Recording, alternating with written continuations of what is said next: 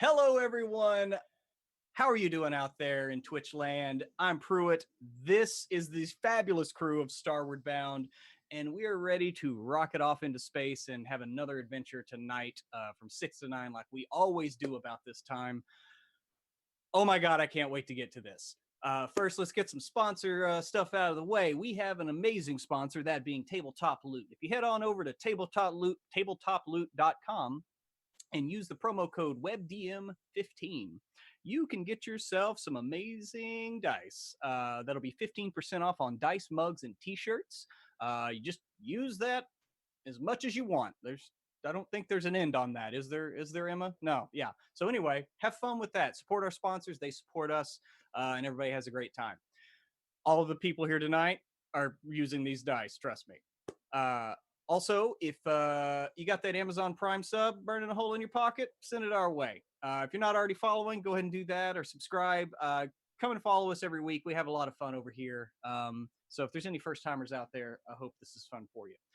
Let's go around to cast and crew, see how you do tonight, and tell us who you're playing. First off, we're going to start with Trey. How you doing tonight, my man?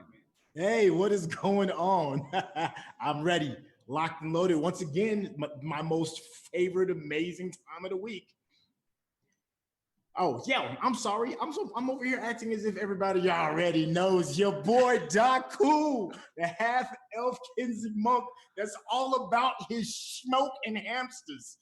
Man, all I know is it's about to get crazy because we've got weird porpoise, mantis, shark kind of things with stuff growing off their back.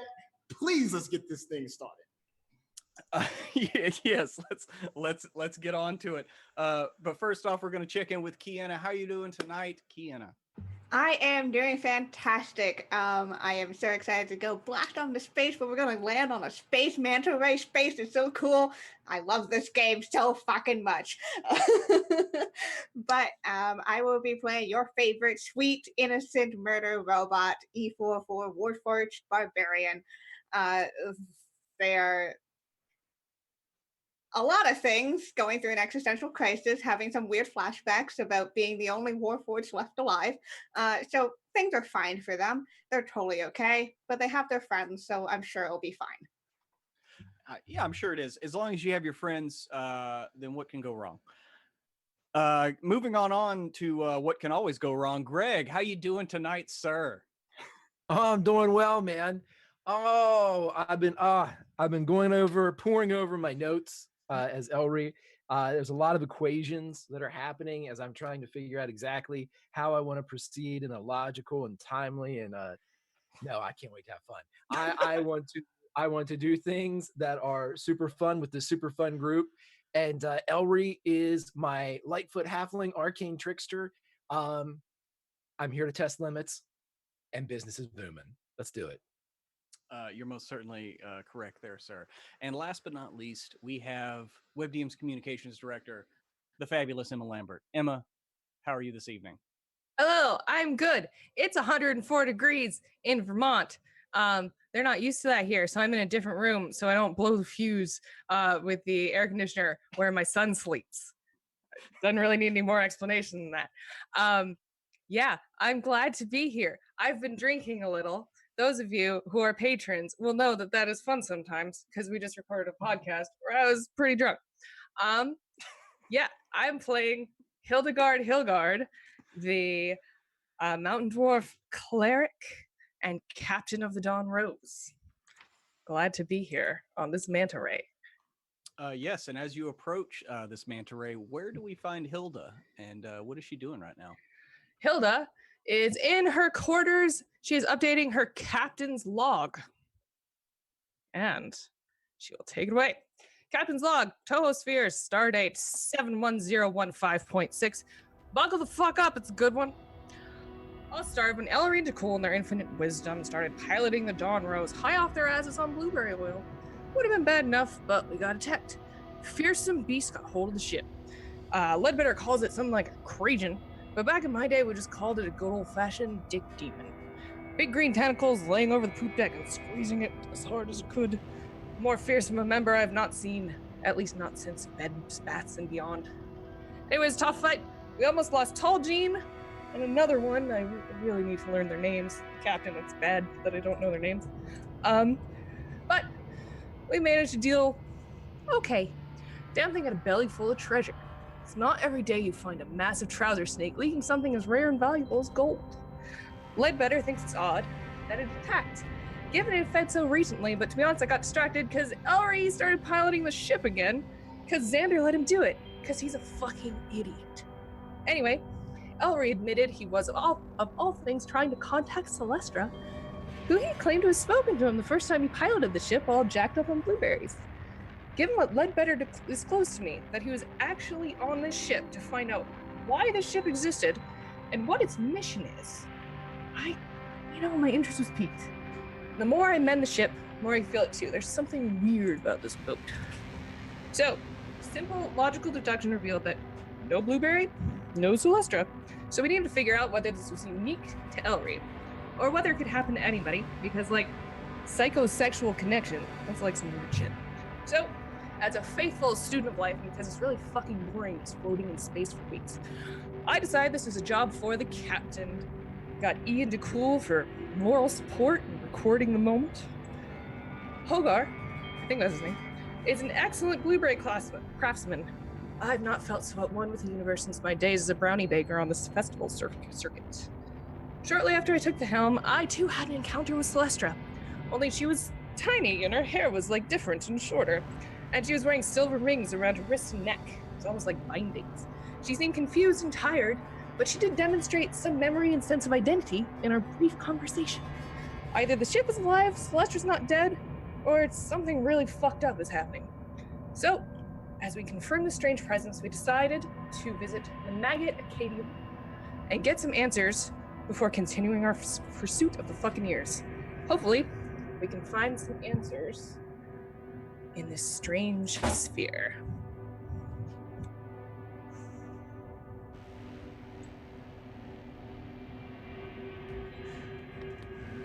As always, the ship's logs have been top notch. And so we find ourselves in the Toho sphere. We are approaching Bronte, which anybody who speaks Elvish would know that that's the Elvish word for manta ray.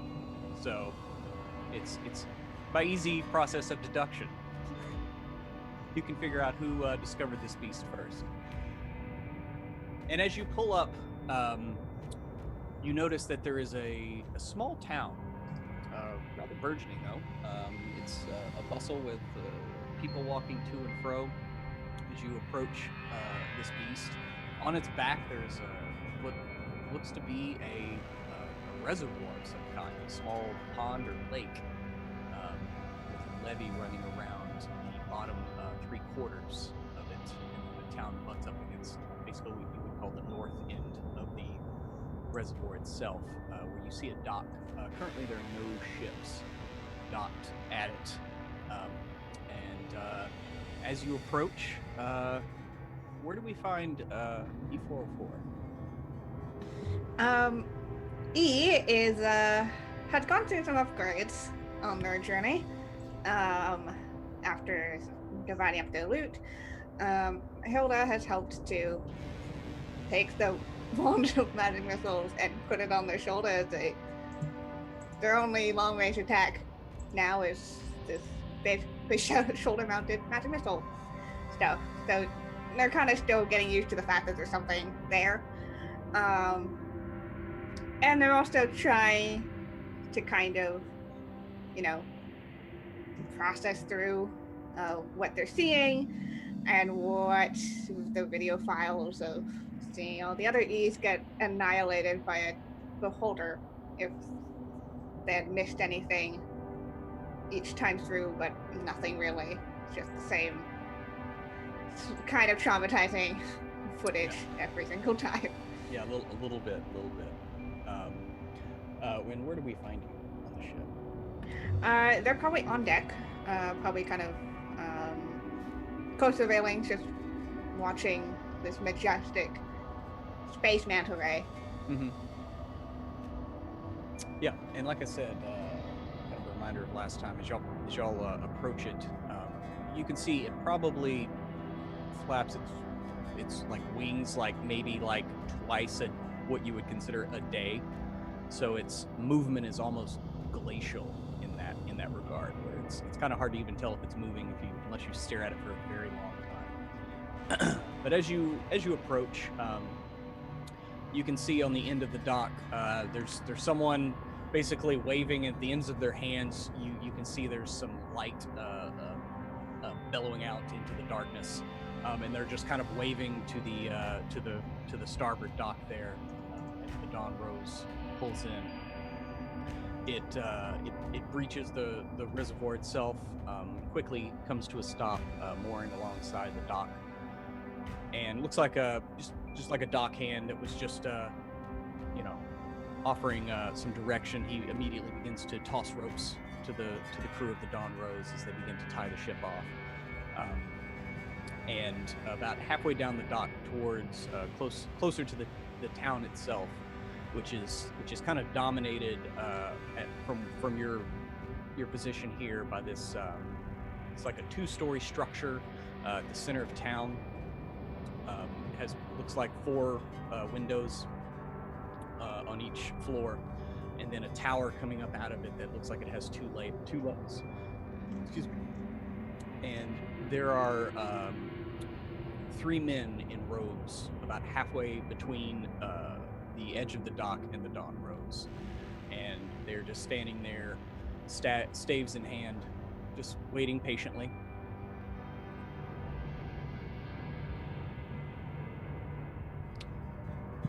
So what is it that the crew of the Dawn Rose does?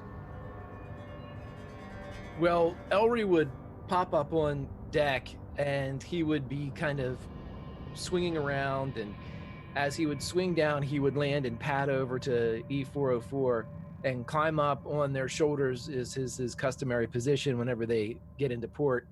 And E404 would notice that Elry has a kind of like a visor on, and he has a couple papers in his hands, and it seems that he has gone around and collected something from the crew. It may look as if it are bets of some kind, and he will lean down into their ear and say, "Okay, are you in, E404? What do you think? Does it poop?" I feel like I have some missing context for this question. This thing that we're flying on, does it poop? He kind of tilts their head. I believe the term for pooping, as you call it, is limited to biological creatures. Unless you were talking colloquially, of course. I am asking whether or not it poops. What do you think? And he pulls his visor down a bit and takes out a pen or a quill to write it down. Yay or nay, E404? You're going nay, aren't you? I would imagine so, considering the ship is not a living biological being. No, not the ship, not the Dawn Rose. The thing, it's flapping. It's flapping. If it takes a day to flap, can you imagine how long it takes to crap? It's going to be like, we'll see it for like months.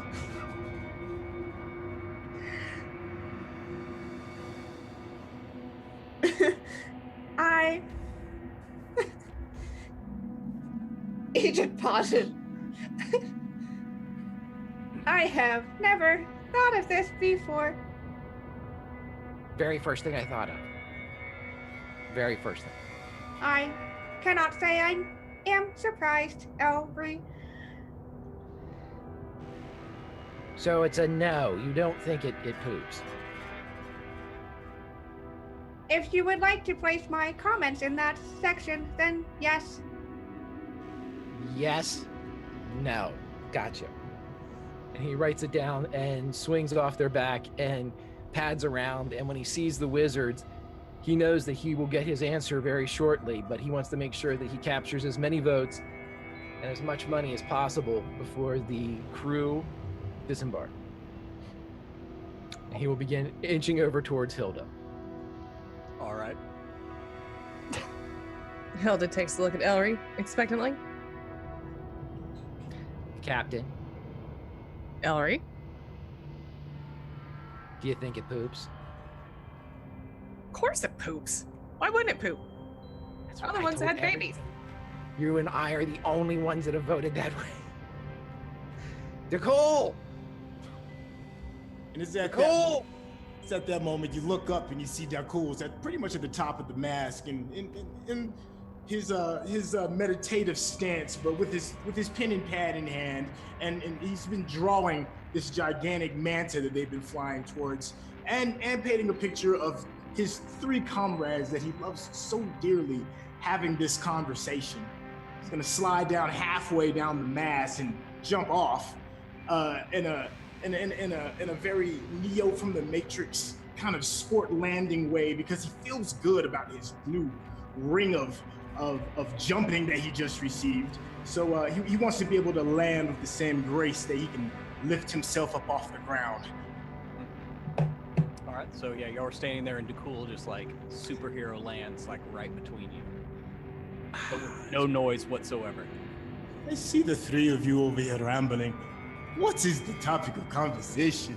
I want in. That was a textbook landing, my friend. Does this creature that we are flying on, he kind of looks over at Eve. The creature that we are flying on, does it poop? Does it? Oh, shit. Exactly. I would say yes. Yes. Put your number, yes. Very good. You have all contributed 10 gold pieces to this. You know you're all good for it. Well, we're in the minority here, so we kind of got to cover some bets. But it's okay. I know we're all right. E, I'm sorry you're going to lose money. But that's what you get when you go against us. So, anywho, and I he did jumps not know off. this was a bet. He swings off and hits the dock and starts running towards the wizards. Okay. You are running towards the wizards. Like I said, there were 4. The one in the front is dressed in very fine, if kind of plain, robes of various shades of green. They're not garish at all, but you can tell by their cut and the material that it's. I mean, he's in charge here, and his gnarled wooden staff is just topped in a very impressive like ruby that looks like it's being clutched by some hand, like an actual hand. And as Ellery comes running up to this person, you notice once you get closer through his longish hair, goes a little past his shoulders. You see the points of his ears, and this is obviously an elf. And as you approach him, he merely inclines his head. Welcome to Rontame. I am Silas Mande, the Grand Magus of the Magi Decadium at Toho. To whom do I have the pleasure of speaking with? My name is Ellery Tossbottle. I represent the ship back there. And the other thing I would like to know, Silas, is does this thing poop? Master Tossbottle, your reputation precedes you. Well, to be quite candid, yes, about once every 2 months. He turns around. We have a crew that then hauls it off to be reclaimed by one of the other beasts. Other beasts? What other beasts? Well, there are more than Rontame that flows in this sphere. There is Aspidocian, the giant celestial turtle. There is what you would call on your world a pillbug, I believe. That is Darmadil. Is that the shit eater? Actually, it is, yes. It has a very peculiar diet, but we noticed quite some time ago that we could use the waste from the others to supplement its diet, thus prolonging the food stores for all in the total sphere. And like as this guy talks, you can just tell like he is like the most chill, like yeah, just like he is in no hurry whatsoever to get anywhere. He's a typical elf, but less attitude than you're used to. But yes, there's also the fire serpent Cherofix and Foxus, the celestial phoenix. We also have, I'm sure you have heard of the new arrival, some couple of decades ago. It has not been named yet, though. We are merely calling it the Star Child for now. There's actually a drawing on the ballot of this year's Senate to finally name the beast. This is a whip-fast tale you're telling me here, Silas. You asked. Edge of my seat. I have a tendency to ramble. No, I'm asking about shit, so it's not. I mean, I set precedent, but the captain should be coming. Yes. And he kind of looks.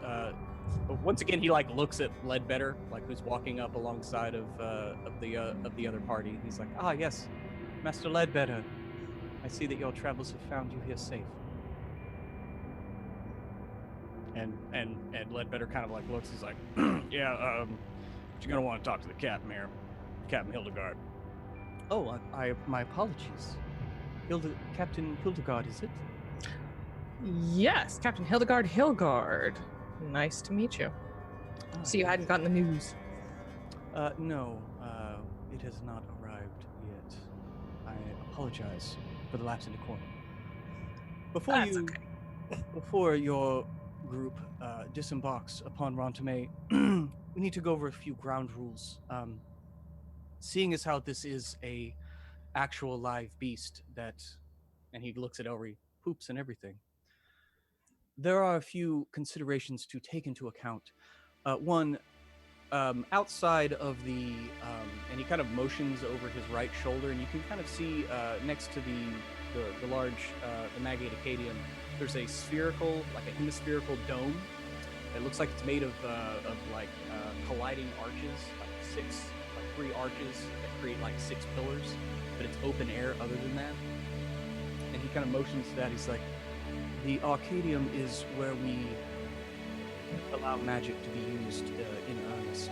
But out and about town, please refrain from any kind of magic, as it has unintended consequences. We do not want to harm the beast or cause someone to become panicked. Things of that nature. Of course, there are considerations for self-defense, though I will say that crime here is quite low. This is mostly a Magus town. Those here are for enlightenment, though occasionally there is a fight or two. Also, please do not walk outside of the bounds of town without prior authorization. Drawing attention to oneself on the back of this beast could be catastrophic. If it were to even, shall we say, twitch, it could be very bad. You were already warned not to fly near the heads. Same applies. Please do not walk outside of town, certainly not near the head. Please do not mistreat the beast while you're on town. This is our life and our livelihood. There's a great many here that are here just to study this beast alone, let alone the others that walk about the stars here in this sphere. And last but not least, if you are carrying any extra dimensional spaces or pockets, you must please leave them on the ship, or please check them with our mage at arms. They will be returned to you upon your departure. But seeing as how we are limited for space and to lower our footprint, we make extensive use of extra dimensional pockets here. So pretty much every building here, it's a little bigger on the inside, shall we say. But other than that, you're free to move about as as you see fit. We are aware of your agreement with the Magate Acadium concerning the deal of the St. Stephen. Grand Magus Cerrone messaged me about that, and that extends here at the Toho branch. Other than that, we are here at your disposal. Please try to not disrupt our classes, but you have full run of our library. It is one of the largest this side of the Vortex.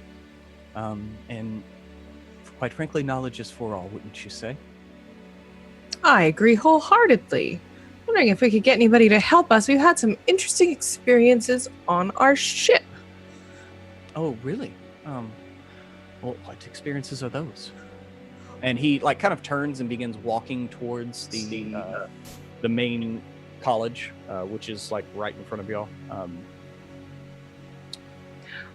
Well, maybe happen to Ellery first. Maybe he can tell you a little about what happened. But we're having some interesting visions, which seem to be real-ish.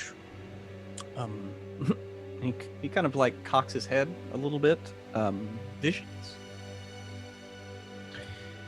Have you ever? Well, every nightly, but on this particular night, have you ever heard of anybody being drawn into a Spelljammer helm? And he kind of strokes his chin pensively a bit and thinks. He's like, well, I do recall, what was that ship? The Wailing Widow, I believe. But that was a banshee. It was an elven wizardress who died at the helm, and she haunted the ship. That's about the only thing I can think of that describes what you are. Somewhat what you are talking about. Yes. No. Well, he's kind of looking to Hilda and back, and well, I plugged into the ship, and we saw one of our crew members and our friends who had passed away while plugged into the ship during a battle, and she died. But when I plugged into the ship, there she was. No one believed me until the captain experienced the same thing. Interesting. And he kind of turns and looks at Captain Hilgard. Yes, well, Ellery, I always believed you mostly. But yes, same thing happened to me. Slightly different than her normal, the way she was in life. When I saw her, she seemed smaller. Her hair was different, and she had silver bands around her wrists and her neck. She seemed very tired, didn't quite know where she was or what was going on. And Ellery didn't mention, the only way we can figure out how to access this is through some measured and responsible opioid abuse. And at that, he kind of arches an eyebrow at that a little bit. He's like, and that's when DeCool fires up. You have to get blazed. Yes. Well, had I only heard the account of one of you experiencing this, I would, of course, discount it out of hand. But having a similar outcome with such a, shall we say, variable in play is quite interesting.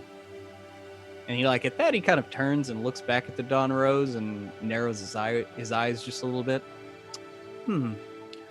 Well, what would you like us to do? Would you like us to study the ship? Would you like to look through our library for information about such things? Like I said, we are at your disposal.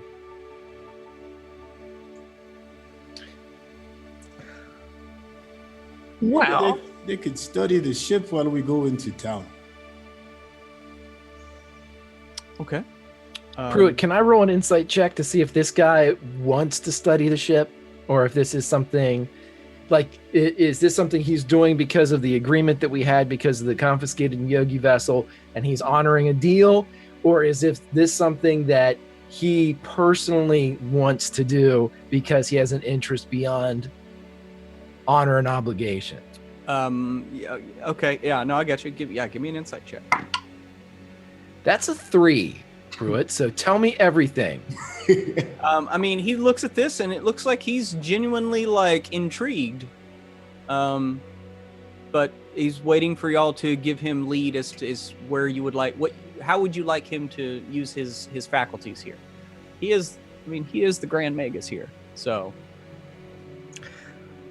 it's more of just about, he's not just going to just start an investigation just because this ship landed, but it looks like he's willing to do what you ask of him. Well, Grandmaster, didn't you all play a pretty large hand in constructing this ship?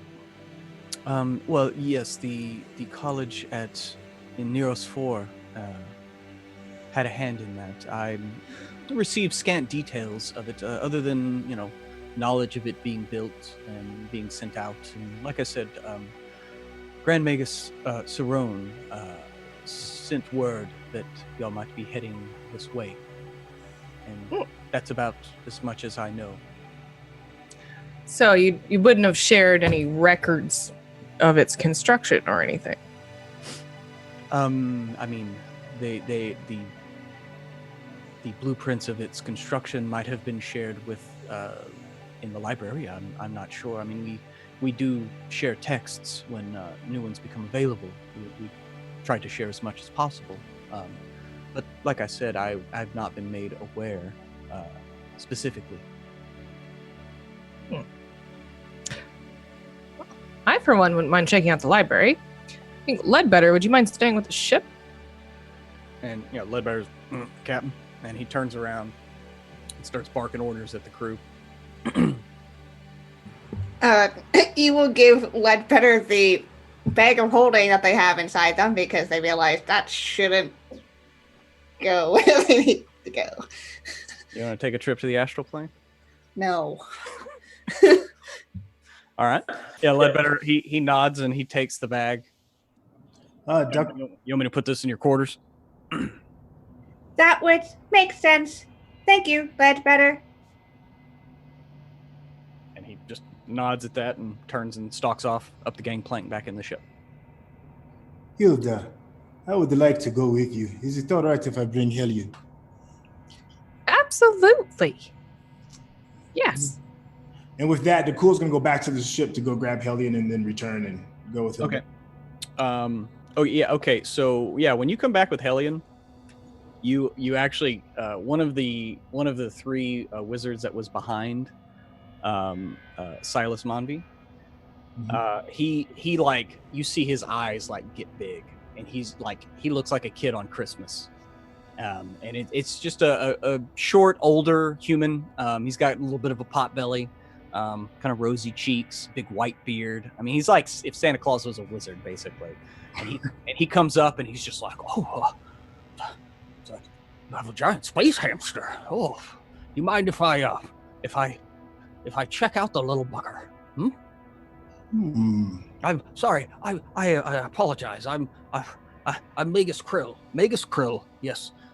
I am the head of xenobiology here. We care for Rontame, and we help the other the peoples of the other beasts with care of theirs.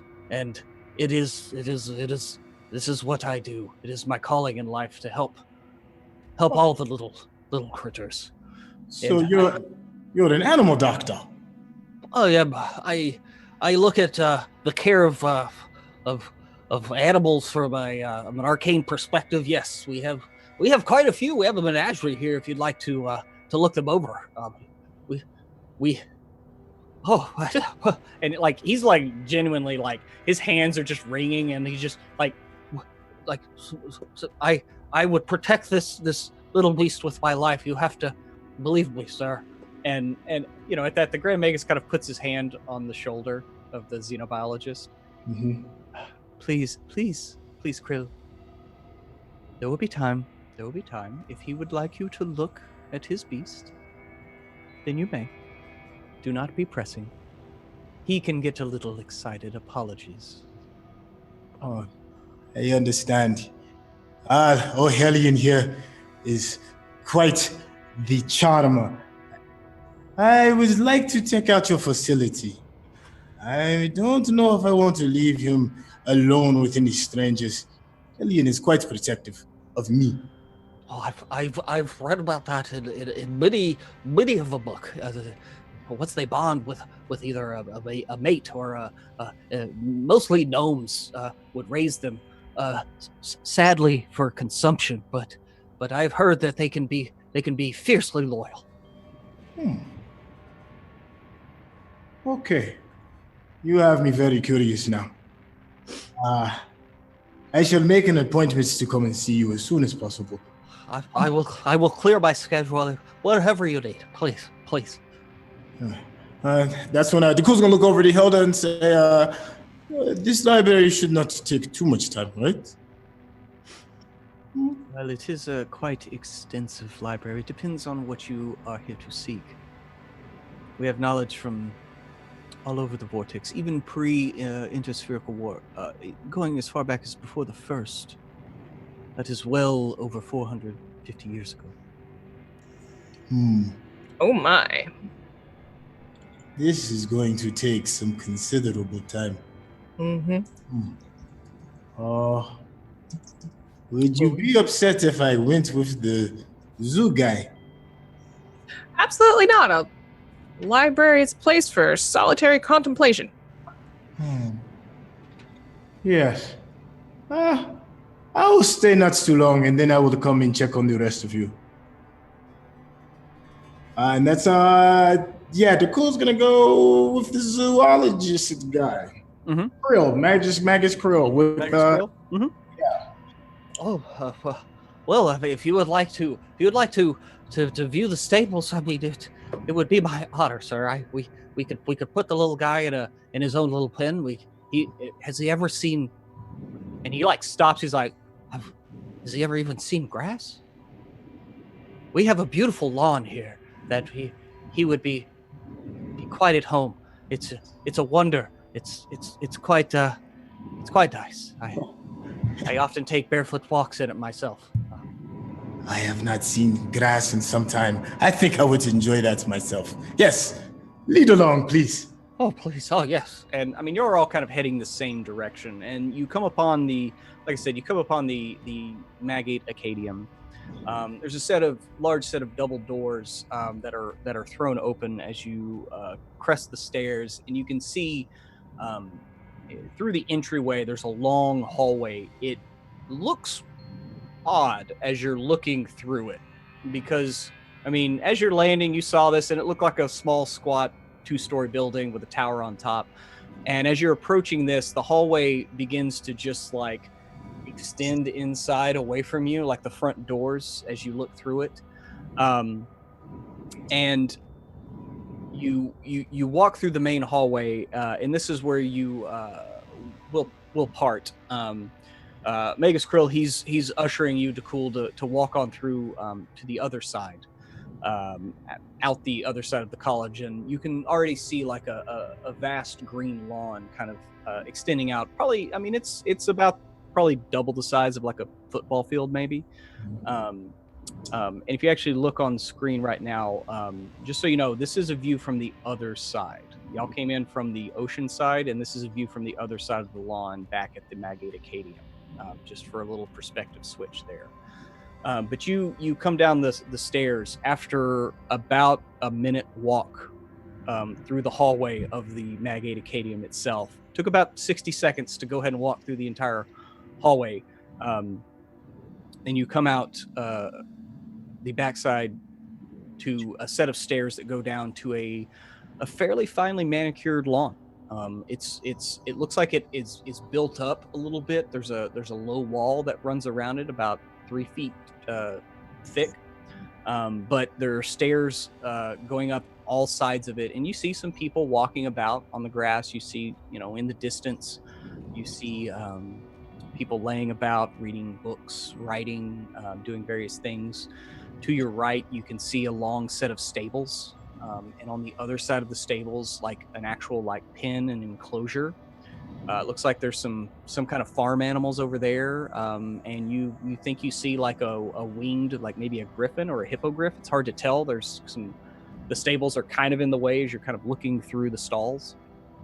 But you see someone like leading a hippogriff into an enclosure and like down some stairs, and it kind of disappears into that particular stable.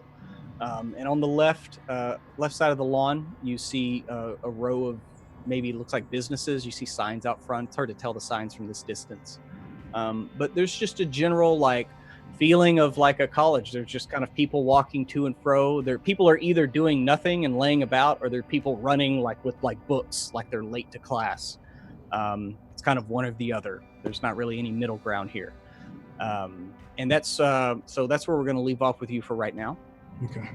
Back in the Magate Acadium, as they split off, the Grand Magus he dismisses his other two head mages, and he kind of points out on the left side of the hallway is a set of hallways that lead down. He's like, yes, these are classrooms on the first floor.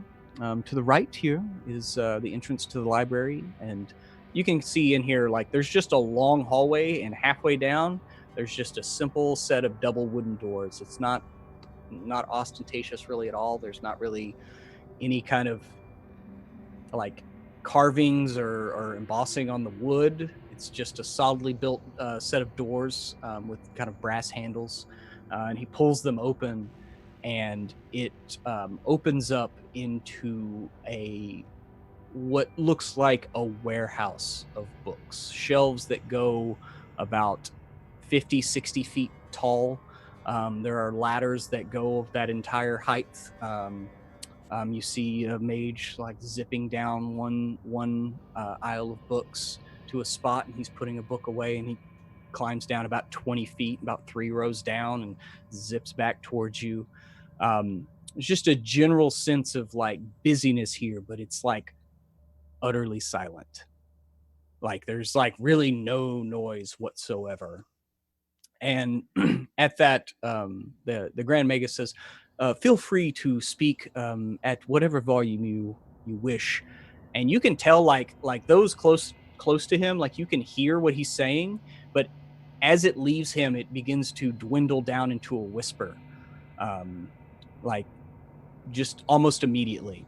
And whoever's the furthest away from him might find it hard to hear what he's saying, even though they're only like a few feet away. But yes, we have safeguards in place to ensure that you do not disturb anyone.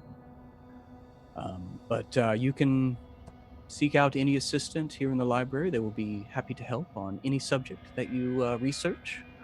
And I can set a team on having a look at the Dawn Rose and see what we can find, at least on a preliminary standpoint. Does that sound amenable to you? That's me. Is there anything else you want to find out? E's here. He is taking all this all in. And yeah, there's like starlight filtering in from the immense windows. Like almost all the walls are just window. And like I said, the outside looked like kind of a squat stone structure with very simple like black, like you couldn't see in. Like the windows are a color of just kind of like almost like obsidian. And so yeah, it's the exact opposite on the inside, as you have books for miles, it seems. I have some information.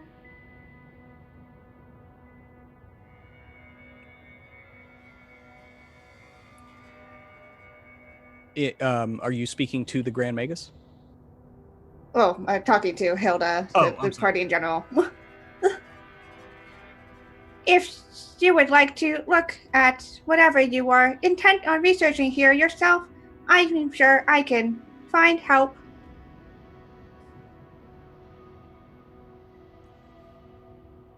Very well, E. You can do what you like. I can help if you want, but seems like you got what you're doing. Is Ellie with us? No. Nope, that's what I thought.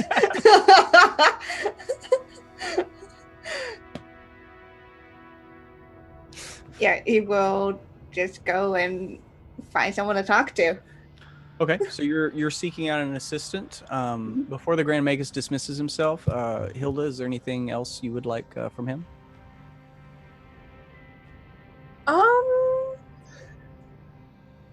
I think I want to look up any and all plans pertaining to the Dawn Rose.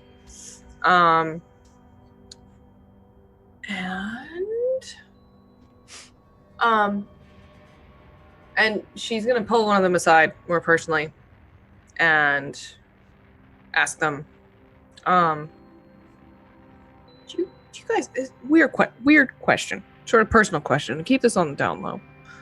You have any information about a person of faith, such as myself, finding that what's important to them changes, and sort of their gifts changing? Oh, and I mean, we'll just say that the Grand Magus is still there. Well, I mean, we have many religious texts that were written on the subjects of faith and devotion. Just so you know, though, there is on the opposite side of the lawn. We do have a temple to the One Law. It is actually a quite newer religion, but it's taken hold in the workers here. The One Law. Is Yes. this familiar to Hilda, or? You give me a history or religion check. Okay, I can give you a religion check.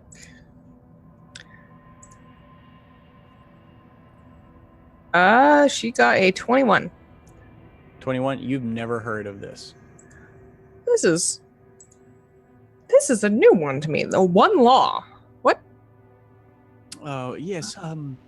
I believe I had just arrived here. Well, I'd say a bit over half a century ago. As he's kind of like, yes, I transferred from, yes, about half a century ago. Actually, a crew from your home planet, Neros 4. One of the Yes. crew members brought with them a strange religion. They are worshippers of David, I believe, is what they call him. And they came upon the New Horizons, I believe, is the ship that that this particular person, this person of faith, and they were instrumental in actually discovering the egg that would once, many years later, hatch into what we now call the Star Child, the new beast that roams the Toho sphere. But their actions alone caused quite a commotion, and yes, so it has established a temple. Interesting. You know, can you guys like give me some information about them? Like not the One Law, but the New Horizons. That sounds interesting. Yes. I believe that we have a manual written by the transmuter, one of, and he kind of points to E, one of their kind, but a vastly different make. But it's on the making of other life. I believe that is the only text that we have of the crew itself. We have a couple of accounts, I believe, if you look them up, of people that interacted, personal accounts, memoirs, things like that. E, I think we should read that together, don't you? That would be interesting. Yes. Well, thank you. Thank you very much. This is already quite edifying. I think I'm ready to dig in. Oh, well, I'm glad that we could supply you with the information that you need. Please, I will I will depart and set a team about to begin inspecting. Do you need to send word to your crew to allow my people on, or how vigorously will they defend your ship? Shall we say? Oh well, Ledbetter's there. He knows what's up. Okay. If it comes to fisticuffs, I mean, y'all are wizards. You should be pretty used to like running away. You can just come and get me. It should be fine, right? Yes, but as I explained in the rules, the use of magic is greatly frowned upon. I mean, we really only have one sentence here, and that is to be sent to Foxus, the Phoenix. And so no one here really wants to go there, even for a short time. Well, if you'd like, I can go and tell them. So you don't have to be scared. Oh, well.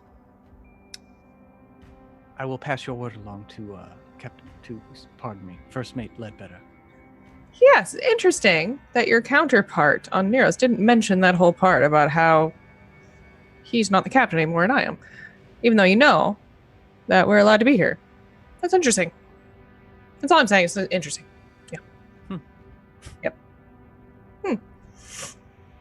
Well, I apologize for being misinformed. That's okay. Well, I'm gonna get back to my books. And she mutters under her breath, big baby wizards. Okay. Babies. And y'all camera pulls back as E and Hilda begin getting lost in the sea of books. And we're going to cut over to Elry. Elry, at what point did you break away from the main group? As soon as Dakul left to do something veterinary with the hamster, and as soon as the other two were going to books. Okay, so he went through the doors on towards the lawn. They broke right into the library, and now we have Elry. Yeah, what Elry would do is he probably would have stuck around long enough to, be in the actual Acadium proper, but he is going to follow his nose and find the cafeteria, or what goes for the restaurant, cafeteria, food distributor here in this University of Magic. Okay.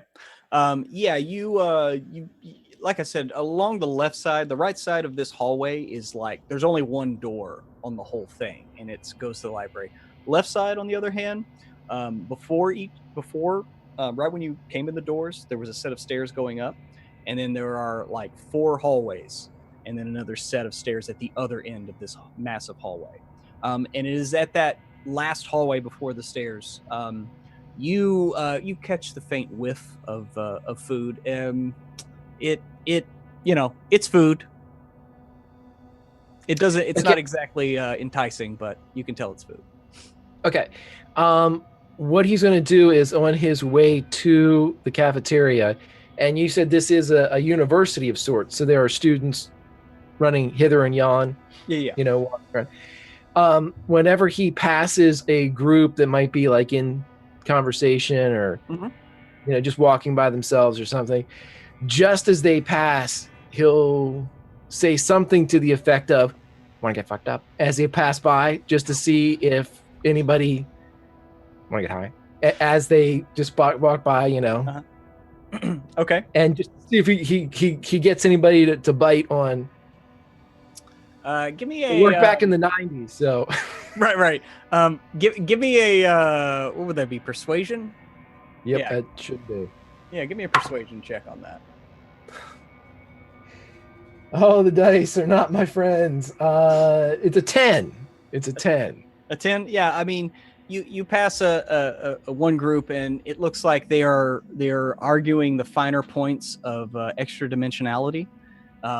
Whether you have to and they just start going into just boring mage mathematic talk, and they just like walk right by you. It's like they don't even see you.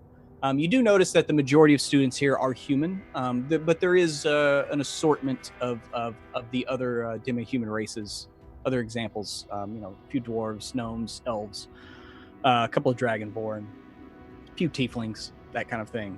The tieflings will know what's up.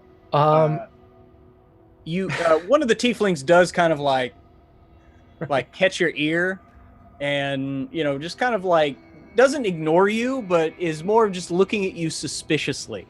Like it doesn't actually like trust, what you're saying. Right. The emphasis behind this is complete bullshit. He has no intention of trying to procure drugs or give drugs or sell drugs. He just wants to see if he can get a rise out of anybody. As soon as he gets to the cafeteria, he would like to slip back into the back where the staff is either preparing food. I'm sure there's probably some type of magical element that's going on in the preparation of this food. If not, there always, in Elry's experience, there's always a kindly person that works in the university cafeteria. He would like to petition this kindly person to get some elven comfort food. He would like a basket of elven comfort food. He doesn't know what that is, but whatever, and then we know he knows that there are elves around. So some elven comfort food. Okay, yeah, you you find your way to the cafeteria, and there's it looks like, even here, it looks like every cafeteria you've ever been in. There's just long rows of tables with chairs, and there's constant sliding of chairs back and forth. There's a general cacophony, light talking underneath. Along the right walls where you see kind of the window that leads back into the kitchen. Far end, there's a set of double doors.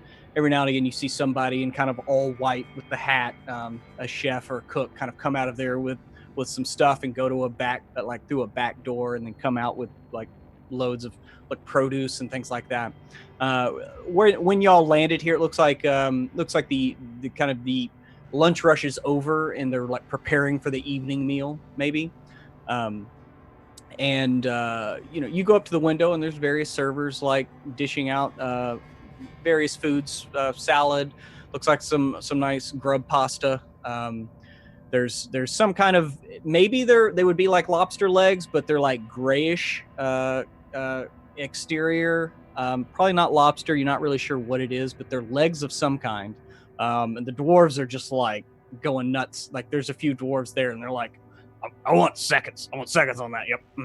And you kind of get to the end, and you can hear one voice above all of these. And it's that of this very jovial dwarven female. She has like a iron gray hair pulled back in a tight bun, very close cropped, like kind of a chin strap beard that goes into a very thin, like pencil thin goatee. But she has the big chef hat on, and she's yelling for the sous chef to do your damn job, and the desserts need to be done like yesterday. They're gonna have a lot of wizards in here, and they love their ice cream. And so through the window, you see this event playing out behind the kitchen. But there's obviously like this woman, and somebody's, oh God, I'm sorry, I dropped out, and she like just kicks this guy out, like, and you're gonna get docked. I'm getting docked 10 points this semester. I don't want to see you dropping another fucking pot of soup in my life, or I'm gonna fail your ass. I'm gonna fail you right now. Out. And this dejected student kind of like walks out, his apron over his shoulder, and he walks right past Elry as the double doors are kind of like swinging open. And she like stands and like looks over and looks right at you, Elry. Hello. My name's Elry Tossbottle. I come from the Dawn Rose. We have the ability to ask for whatever we want at the Magate Acadium. So I'd like some elven comfort food, please. And she like kind of steps through the double doors and like swings one open really slowly, like.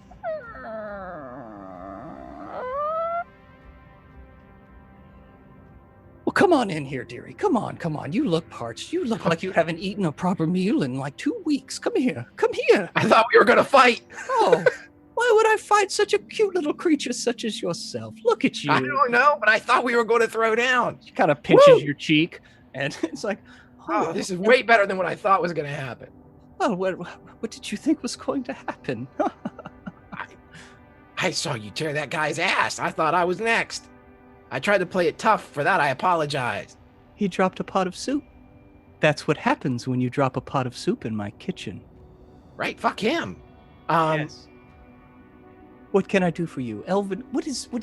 Do you prefer the breads? Would you like a nice tossed berry salad? I don't want to take your time. If you have anything that's fresh, just a smattering, a elven smorgasbord, if you will. Oh, I will take that. Well, I'll give you double. You know how they are. They're always concerned about their weight. And she like goes over and begins like whipping up Elry, like throws in all these different fruits and starts chopping this up.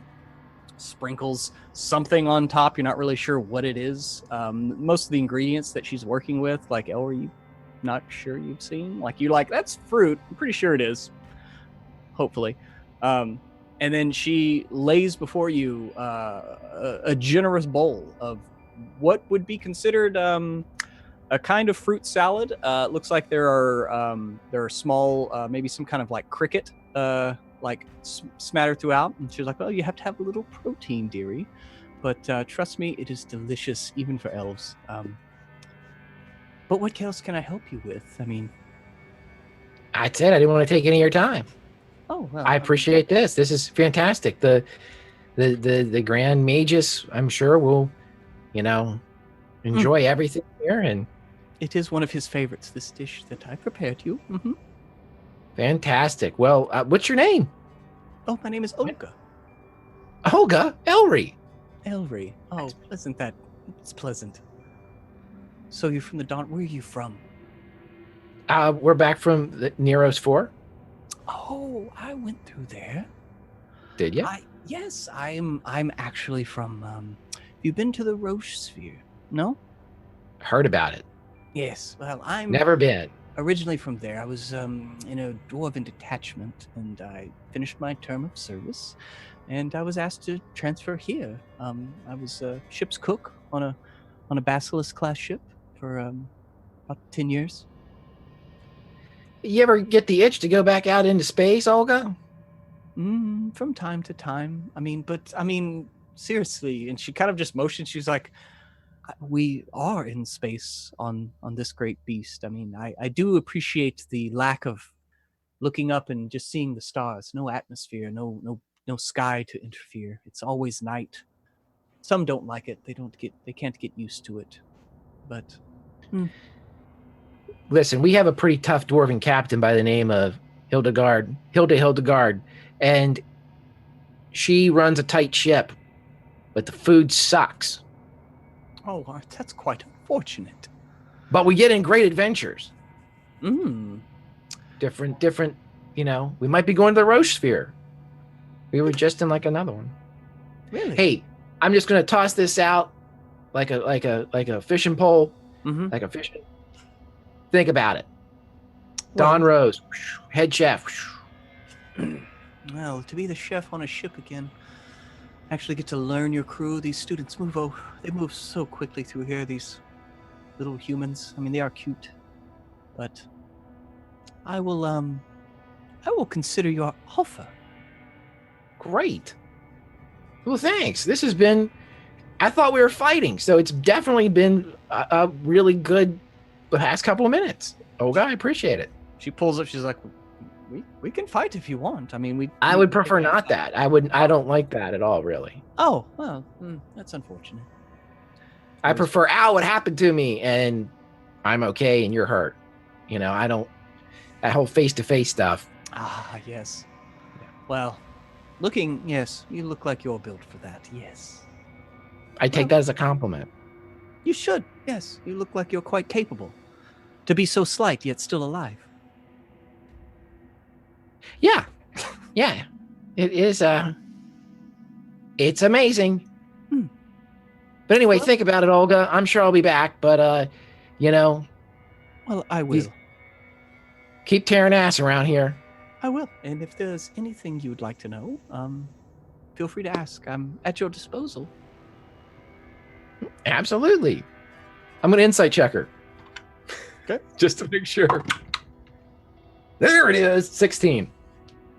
She seems like one of the most genuine, heartfelt old women that you've ever been around. She looks like she just wants to cook, and the fact that you just came in and just wanted a nice meal from her, and looks like you might have made her day.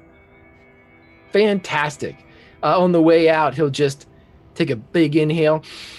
This smells like a kitchen. It's getting there, Olga. Got him on the right track. Thank you. It's these students, right when they learn, they always graduate. That's the way it is. Yep. You think you could have a captive audience with the sailors. There's even a ghost named Xander. You could help him. Anywho, I'll see ya. Ghosts? That's ooh. I hate ghosts. As he's leaving, she's like, ooh. He goes out and then he pops back in. He goes, oh, we might have 2 ghosts. We're checking on it. And then he leaves. Sounds like you need a priest. Got one. So he's gonna. We need a young priest now. He's gonna go take that back to Captain Sukal on the ship because she's gonna need to hide, as we're gonna have members of the Acadium come on, and she's supposed to be missing or dead. So he's going back with the elven comfort food to give to her because she can't leave, and he's gonna stick around too to see what these jokers are gonna do on the ship. Okay, so you're heading back to the ship. Okay, now we're gonna skip on over to Dakul. We find you outside the stables. Basically, you can just imagine on the right side, there's a large enclosure, probably about the size of maybe like a football field. On the right side along it is like I said, these sets of stables, stalls, and some of them are just like flat. They're just a small area, and you see like a griffin or a hippogriff. In one case, there's a wyvern in one of them. And then near the center of the stables, the stalls, you see people leading in and out, going down a set of stairs.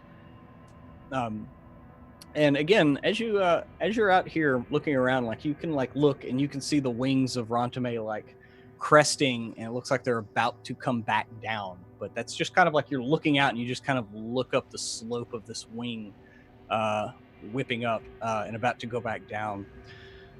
And Magus Krill, Well, what do you want to know? We can raise most anything here. We have, of course, we have those these pockets created, so we can house many creatures, more than we should be able to. It's quite nice, but we have to let them out. Let them get some fresh air, as it were, before we put them back in. Would you like? Was your little guy? Does he like carrots? Does he like fruit? He's quite fond of carrots, celery, lettuce, things that are leafy. All the vegetables. We only do fruit if he's done something very good. Watch this. Hold on. And he's going to bring out some rolling papers and drop it in front of him. When he does this trick quite well, I'll reward him with something sweet. Let's see if he can do it. all right, give me an animal handling. What's that, 23? Okay. So you sit Hellion down on the ground, and you set out the papers, and you set out your stash. And you see him walk over, and he like balls up a little ball of stash, and he bowls it over and sits it on the paper. And he walks over and grabs another ball of stash, and he sits it next to it. And you see him pushing the paper over, and he's like trying to roll it over. And he almost gets it and like tears the paper, and you see him like get mad and start like ripping through it. And it looks like he might start like trying to like eat the stash. Oh, slow down, Hellion. Slow down. Oh, but like he was like literally like almost there. And like you see the look on Magus Krill's face, and he's just like, what? That's astounding. yes. How what methods are you using? Is it direct just reward mechanic system? I mean, what does he respond to? Yes, he sits and he enjoys watching me paint, and I smoke my herbs around him, and I teach him, and when he does a good job, he gets something sweet. So you only reward him with sweets when he actually tries to accomplish something, yes? Yes, if he does an excellent job, he gets. And like you noted, like as you were talking, like somehow, somewhere, like a pad produced itself, and he's just like furiously scribbling like notes. And at that, like he like, whoa, and he like motions for one of the stable hands. Looks like a younger mage, probably first, second year student. So bring over. Has he ever had a cherry? We just got a shipment in. They're to die for. Huh. Hey, I've been a very good boy too. Can I have a cherry as well? Oh, yeah, of course. Bring us a bushel. And he brings over some cherries and like gives one to Hellion, and he just goes to town on that thing. And they're quite nice. I mean, these are, all of them have like a small flaw or something like that. Looks like maybe like, they probably keep the finer stuff for people to eat, and then the lesser of the fruits and vegetables that come in, they leave for the animals. But as you're looking around, like all these animals look very well cared for. There's just a nice, easygoing nature here, and it's quite nice to be. You just kind of you feel a general sense of almost being in nature, like being around this kind of this field, which is more like yellowed grass, but it's still it is a form of grass. Like looks like about a 2-foot lift from the ground that you're walking on, which in and of itself is kind of an odd spongy material. It's not quite the same color as the skin of Rantame as you were coming in on. Okay. Oh. Is everything here developed by you, including this grass that we're standing on? No. You see, Dakul, we have four main majors here. We specialize in alchemy, in xenobiology, teleportation, and extra dimensionality. So these are people, mages that want to focus on these. Come here to learn. I mean, we teach the general magic curriculum, of course, but generally people come here for a focus. And so we our alchemists have formed a way to. There's a particular lichen that grows on the skin on the back of Rantame, and if we take that and kind of mix it with oils that naturally secrete through its skin, and quite honestly, mix that with our own waste products, it creates pretty much the finest mulch that you could ever want to grow food in. It's almost it's a very symbiotic relationship. So we have a lot of workers that go out and gather the lichen and oils. They call themselves spongers, and they bring it back to us. They're paid handsomely for it. It is the grunt work, I admit, but some people come here. They make a good life. I would consider it monotonous, but yeah. So that's where it starts, and we can create a mulch that we can grow food in and grow grass. It was centuries ago. It was the Magus's idea at the time to create a lawn, because just the feeling of grass is quite nice to just walk around in, even amongst the stars. Wouldn't you say? Yes, you are quite interested in grass. I see that you love your work. It looks like you are too. He kind of like elbows you a little bit as his joke. Yeah. So, have you ever seen anything quite like Hellion before? And if so, what can you tell me about him? I have one question that I just cannot get away from. How big is Hellion going to be? I run in with his mother, and she seemed quite a bit on the hefty side, if you know what I mean. Did you had an interaction with the mother? Did you? Oh, well, then you probably saw his final size. They generally get about as big as I don't know, large horse, minus the legs, It's about the size, yes, maybe. Oh, that's a lot of cherries. Yes, he's going to get much larger, and fairly rapidly too.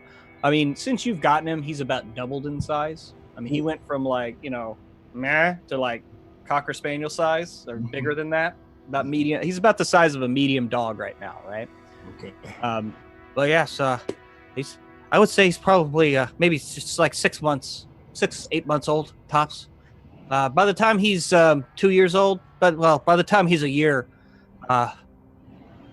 don't tell your friend, but your halfling friend would probably be able to ride him here in the next few months, and within 2 years, you would probably be able to actually ride him as well. I've never heard of that really, but like I said, I've read about many varieties of giant space hamster. There's a couple, but yeah. So you have some more of it around as well, huh? Tell me everything you know about all of these animals in these space hamsters. I want to know everything I can about my fuzzy little friend. Well, let me regale you with a tale. And he like opens his hand, and he starts telling the tale as we cut back to the library. Okay. And in the library, y'all are looking up. Tell me what you. There's, like I said, there are assistants everywhere. Everybody wants to get that one easy cred for working in the library.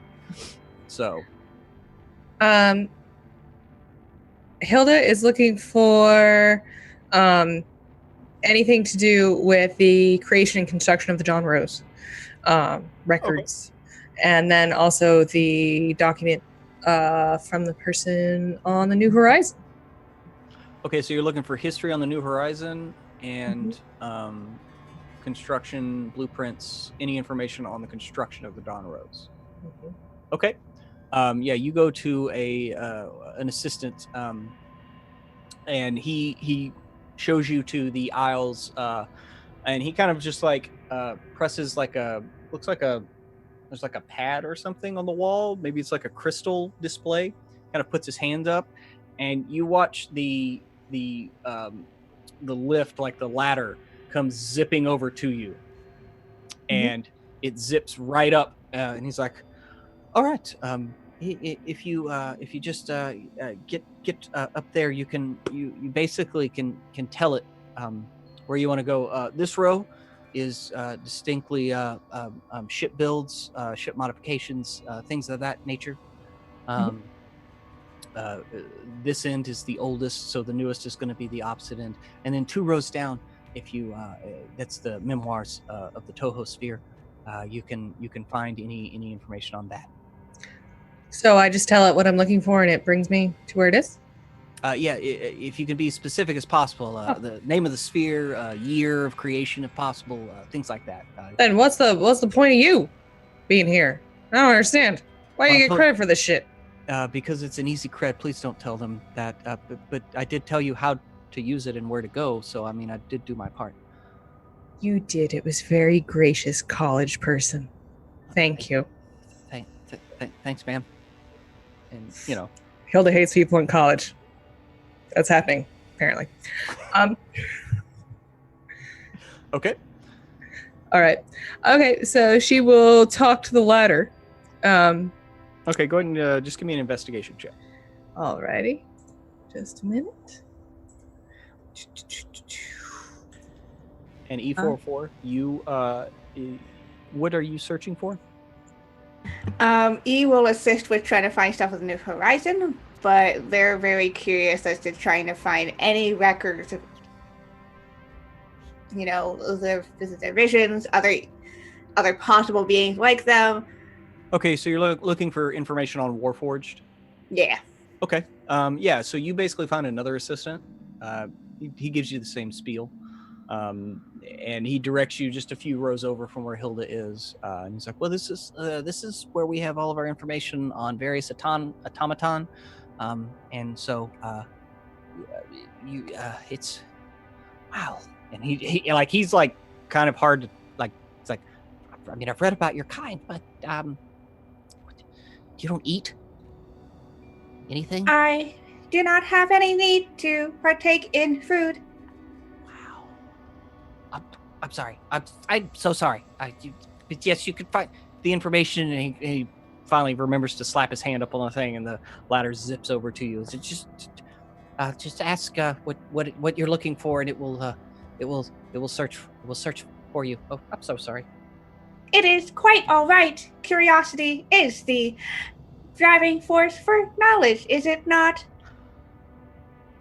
Oh, you're so wise. And he like takes you see him like take a notepad out and write that down and like slowly walk away kind of dumbfounded. My God. And so yeah, so Hilda, you what'd you get for your investigation? And E, go ahead and roll me an investigation. Hilda got a 13. A 13? Okay. Yeah, you search down. I mean, like you know that the Dawn Rose was recently constructed, the year 1771. You're from the Neurosphere, and you get down there, and there's not a lot of information. You do find basically in a ship manifest, production manifest for one of the companies, the timber companies that you worked with, because you did have some hand in helping create the Dawn Rose. Yes. But you know that the timber company itself, and it's basically like, you know, they contributed X amount of wood for the construction of the ship Dawn Rose, commissioned 1771, Neros 4, Neros Gate, and like that's really about the only information, is just kind of general, like, you know, like this many trees from this forest, you know, and it you know, they got the wood from the ironwoods there, right outside of Neros 4, but that's about all you can find on its construction. Okay. Does that strike me as odd? Seems like there would be a lot more. I mean, you're not really sure. The ship was like y'all literally like left like a month ago. That's true. Not even a month ago, right? And so it's one of those things of, you're not sure how long it takes for information to transfer over, for that to be printed out, or like how that works. I mean, you know, you're not a librarian, but I mean, you know, it's only been a month maybe. So yeah. Well, if that's all I can find, then I might look around for anything pertaining to ghosts in spelljamming ships, or what happens when a pilot dies. Okay. All right, you're going to be looking for that. Yes. Next. Got it. And you know, you have to move over. It's on the same aisle. It's on just the opposite side. Okay. And E44, would you get on your investigation for looking on information? 15. 15? Okay. So you zip down, and as you step up on this wooden ladder, you kind of hear its wood kind of groan in a little protest. And, you know, a couple of the wizards kind of turn and look like, and have kind of apprehensive looks on there, like, but nothing cracks. There's no, you know, it's just kind of a, as you step on it, and it kind of takes a second to get going. Like, you see these other ones just kind of, yours kind of, and kind of builds up speed and gets to its place. And you begin looking through a history of spheres and mechanical advancement. And it looks like it's of a census taken of the refugee peoples of the Neurosphere and also the Roche sphere, because you do know that at the end of the last interspherical war, there were four spheres that were settled with human refugees: Neros, Roche, Cormel, and Fall Eto.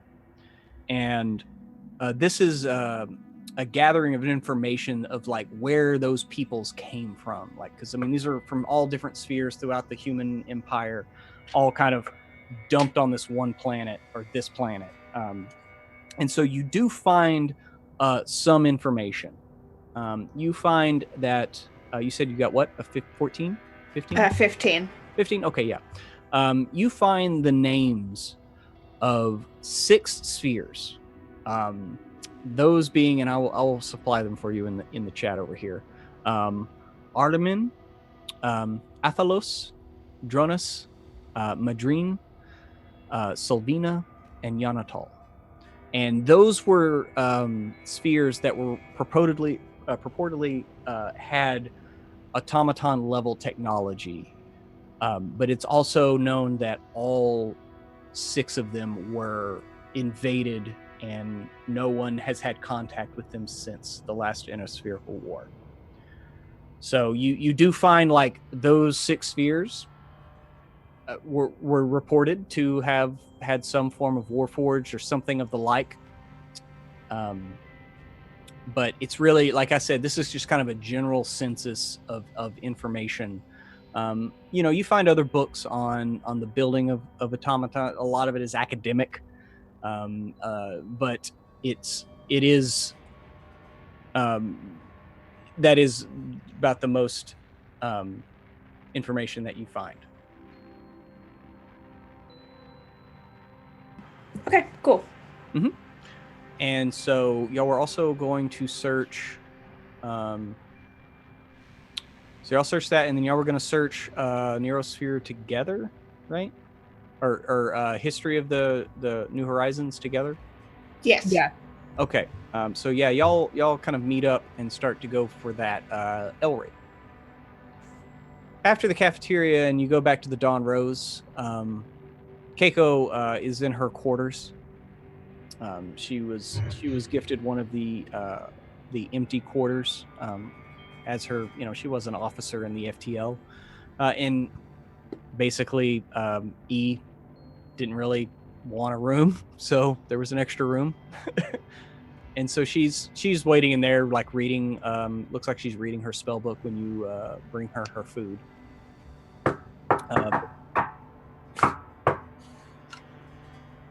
Come in.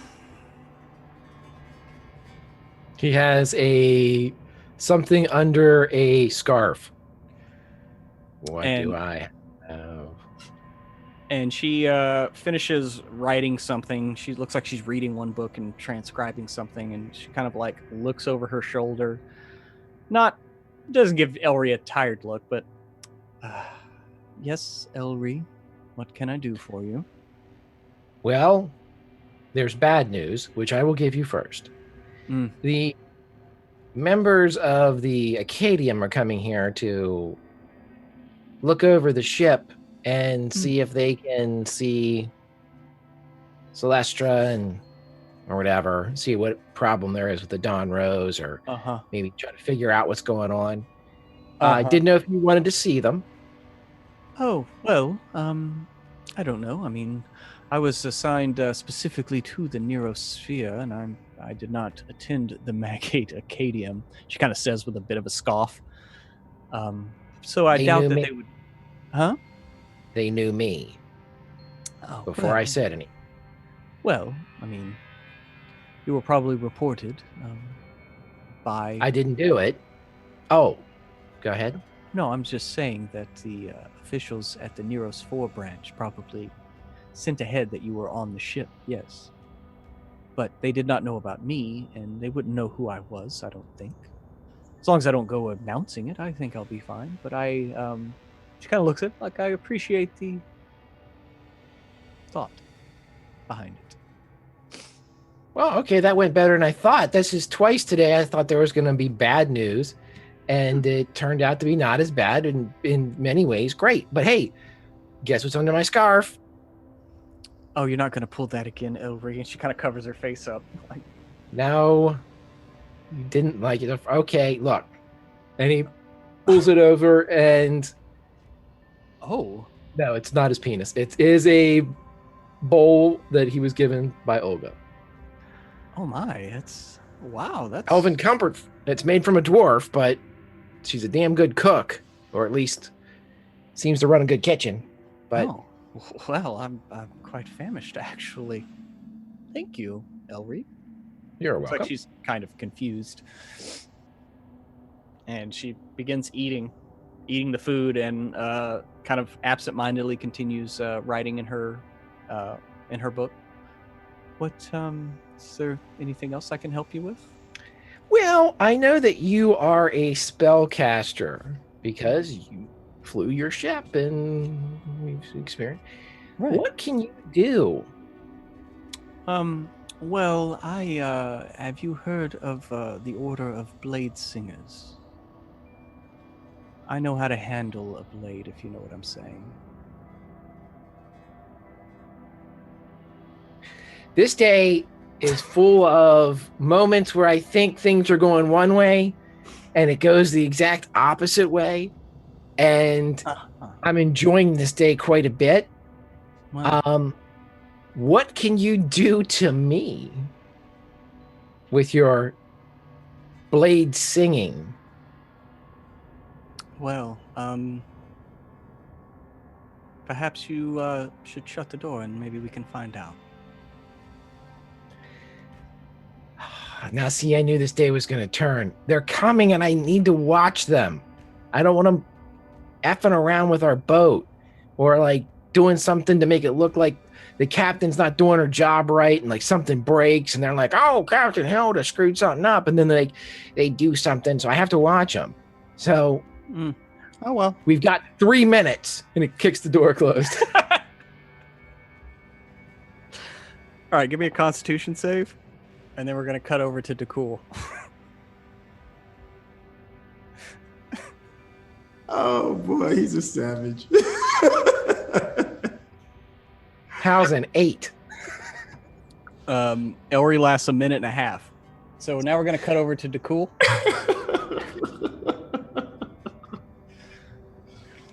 Thought you were the half-hour man. It always takes 2. All right. So DeCool, we cut back to you. And that is the extent of my knowledge of all the various animals that live here and that are under my care. Son, you look like my students. Wake up. Yeah. No. Hey. Wow. That is quite impressive. It's a lot to take in, I know. Yes. Oh. Well, if in all of the animals that you have listed, I am the most curious about one in particular. I did not see it around. But what do you know about Nyogi? Kind of like spits. They are the most vile creatures that walk on any amount of legs in this galaxy or any land that I know. I have a sister. She was taken by them when I was young. That's why I became a mage, because I was powerless to stop them, and I didn't want to feel that way again. But in my studies, I've learned to channel that, and actually have come to a better place. But I know quite a bit about the Nyogi. We have some extensive records of them in our library. But they are vicious creatures that use domination over others to do all their work. Yes. I pray that you've not lost anyone from them. I have had my fair shares of running with the Nyogi. There is no love loss. Believe me, brother. I'm sorry that you have had to deal with them at all. I have had an event with them. What do you mean? It was connected to one of their ships.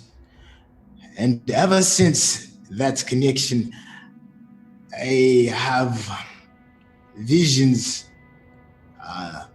of, it's like a connection still is this domination that you speak upon. Is that what could be happening inside of my head? And he like pulls out as you're telling this, he like pulls a handkerchief out of nowhere and just like begins daubing his face as he begins sweating. Like, you piloted one of their like a death spider, a mind spider? What was it? Yes, it was definitely one of their spider ships. Was it a larger, a smaller? A larger ship. Oh, Uh, I, when I am connected with them, I feel their legs, their thoughts. It even goes as far as seeing them in what looks like an arena and these weird dark visions. And the strangest one yet is a giant Nyogi standing on top of people that look like rocks. And they are toying with them, pushing their heads in and out. I don't understand completely what it is, but I know that I do not want to lose control of my own thoughts anymore. oh my God.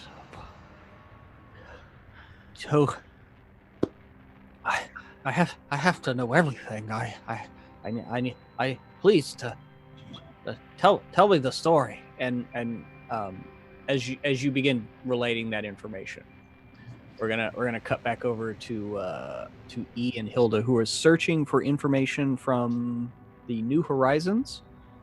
Which, if y'all do recall, like the one thing you do know immediately from that name is like that is the ship that the Nero's Gate pursuit, what started all of this. That was commemoration of the first flight of the New Horizons, 50 years hence. And so, go ahead and give me with E helping you out in their extensive database of knowledge. Go ahead and give me a investigation advantage. Okay. Hilda got a 12. Hilda got a 12. Okay. You find some firsthand accounts, memoirs, things like that of people who say that they met this crew. Descriptions of a human cleric. There was a Warforged. Even find a crude drawing of the Warforged itself. Someone who was very interested here at the Magate Acadium. It literally looks nothing like E, other than having the same general 2 arms, 2 legs, and a head. But as far as every kind of design, like the types of bolts, nuts used, the way the seams are, like it is all together a wholly different design. A little bit more rudimentary than E is. E's a little bit more polished, I would say, even given the years and the kind of scuffing. Like, it's obvious E's been around for a little while. But that's about all you find. There's talk of there was a half elf with them, maybe also another human.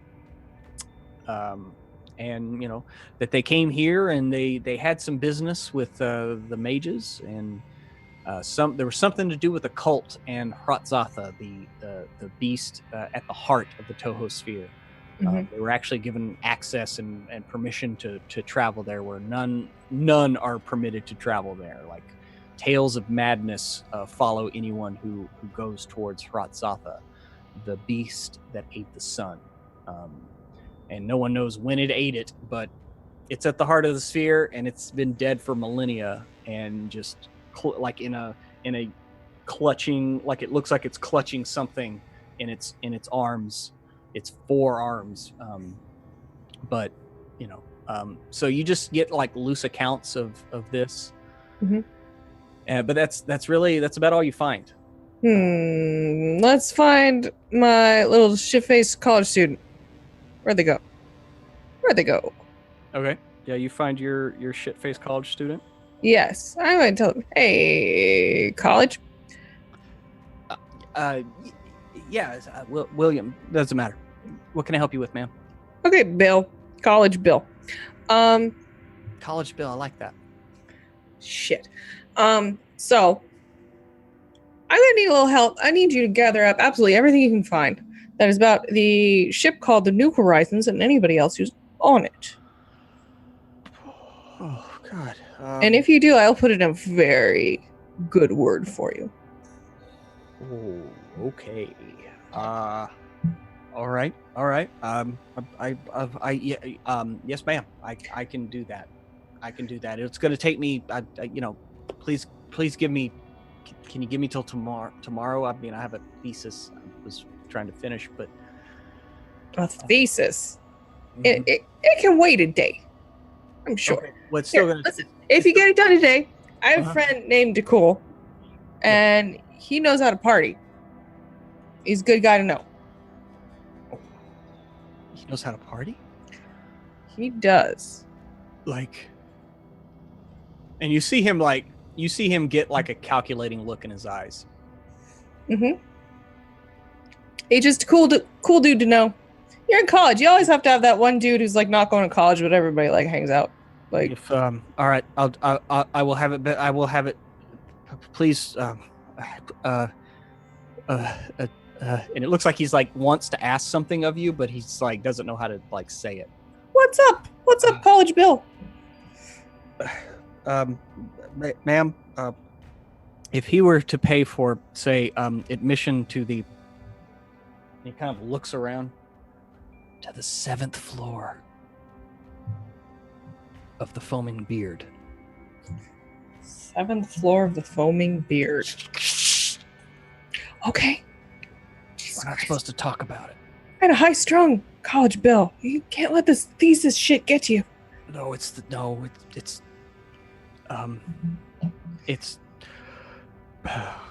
and he's like blushing like bright red.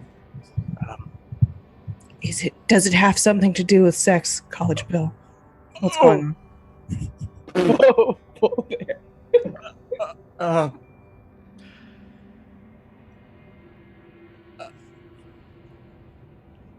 Yes,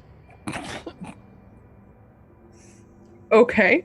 but most people, he looks around, he's like, most people don't know about it. We're not supposed to talk about it. Okay, but you want my friend to go there? No, I want your friend to pay my admission there for tonight. Oh, how much does that cost?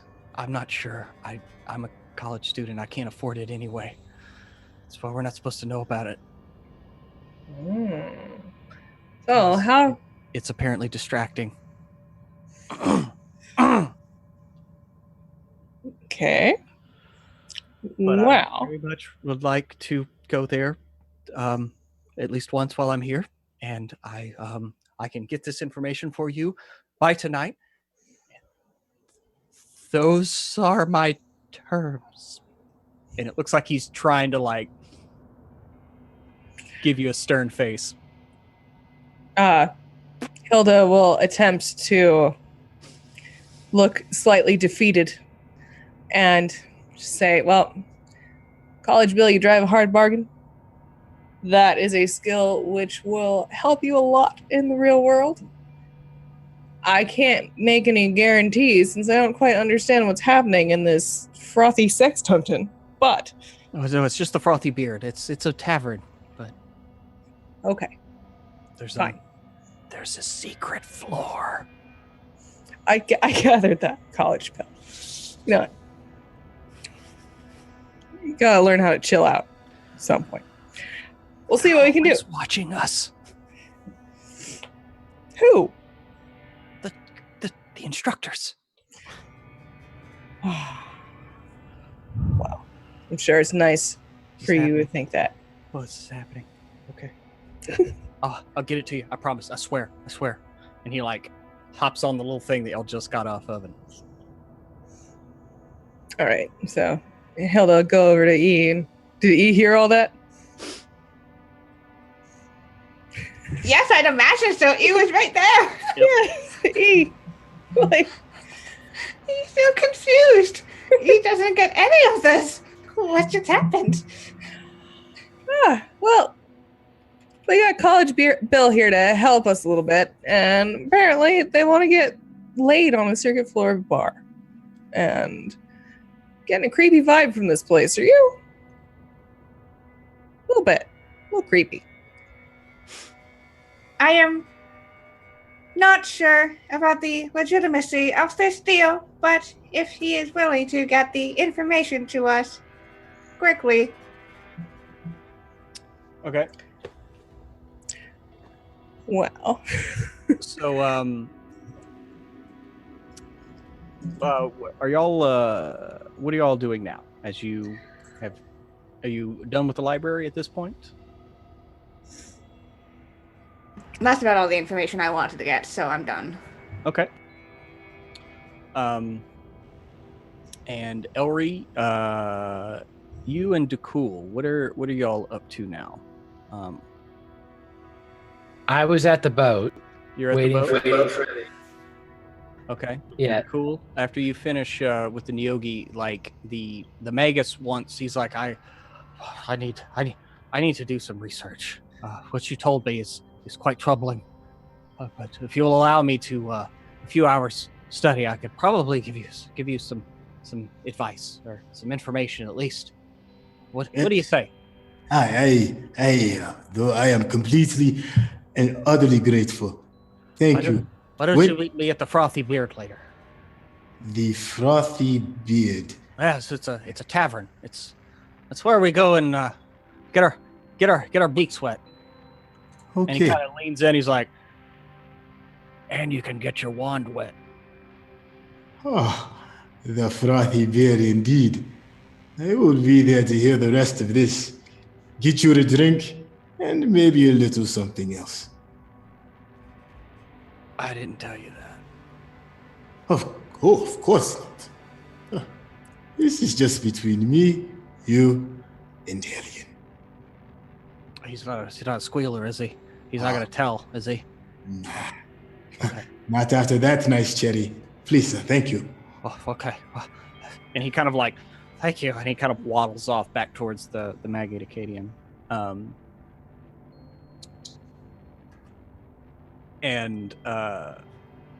Y'all, Dakul, you and E and Hilda kind of meet back up on the stairs of the Magate Acadian. Kind of right there. It's not far away from where you are at the stables. And why don't y'all converse for a second? I will be right back.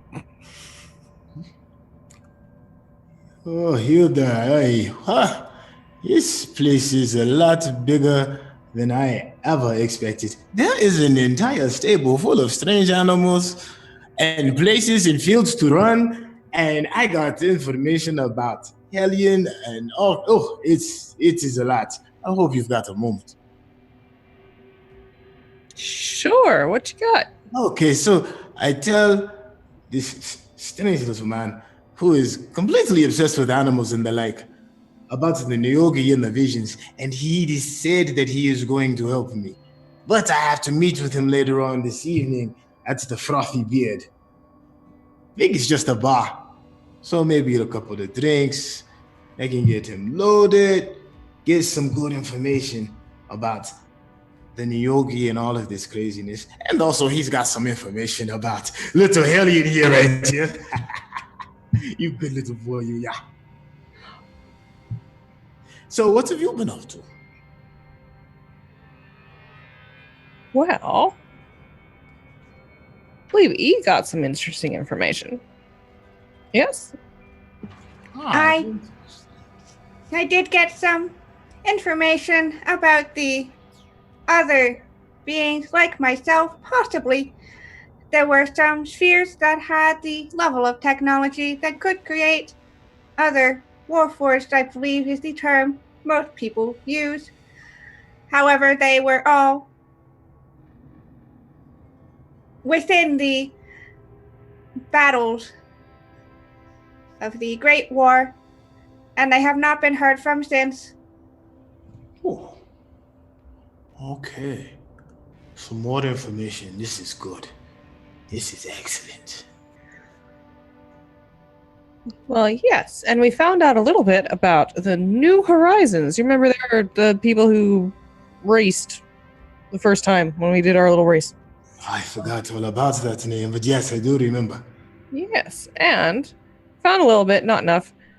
Interesting you mentioned this Frothy Beard place because we kind of worked out a little deal in the library.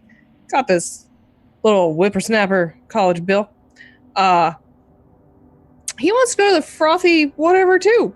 He says there is a secret floor for people who know how to party. He wants our help to get there. Seems like he really needs to get late. Like, really bad. So we are all going to the same place. And since there will be liquor and women, it is only natural that Elry will want to come as well. Where is Elry? Your halfling counterpart is nowhere to be found. But from the stairs here, you can see, like I said, you have the lawn here. You're looking out over, and to the left, you see many businesses. Looks like maybe like some kind of clothing shop, maybe like a haberdashery, looks like. Also, you can see kind of on a building from the left, you see like what looks like a giant white beard with a mug in front of it, with like kind of froth coming over. There's no name, but it's just kind of a wooden sign off to the side there. So that's kind of what you see on the like the left side of town from the stairs.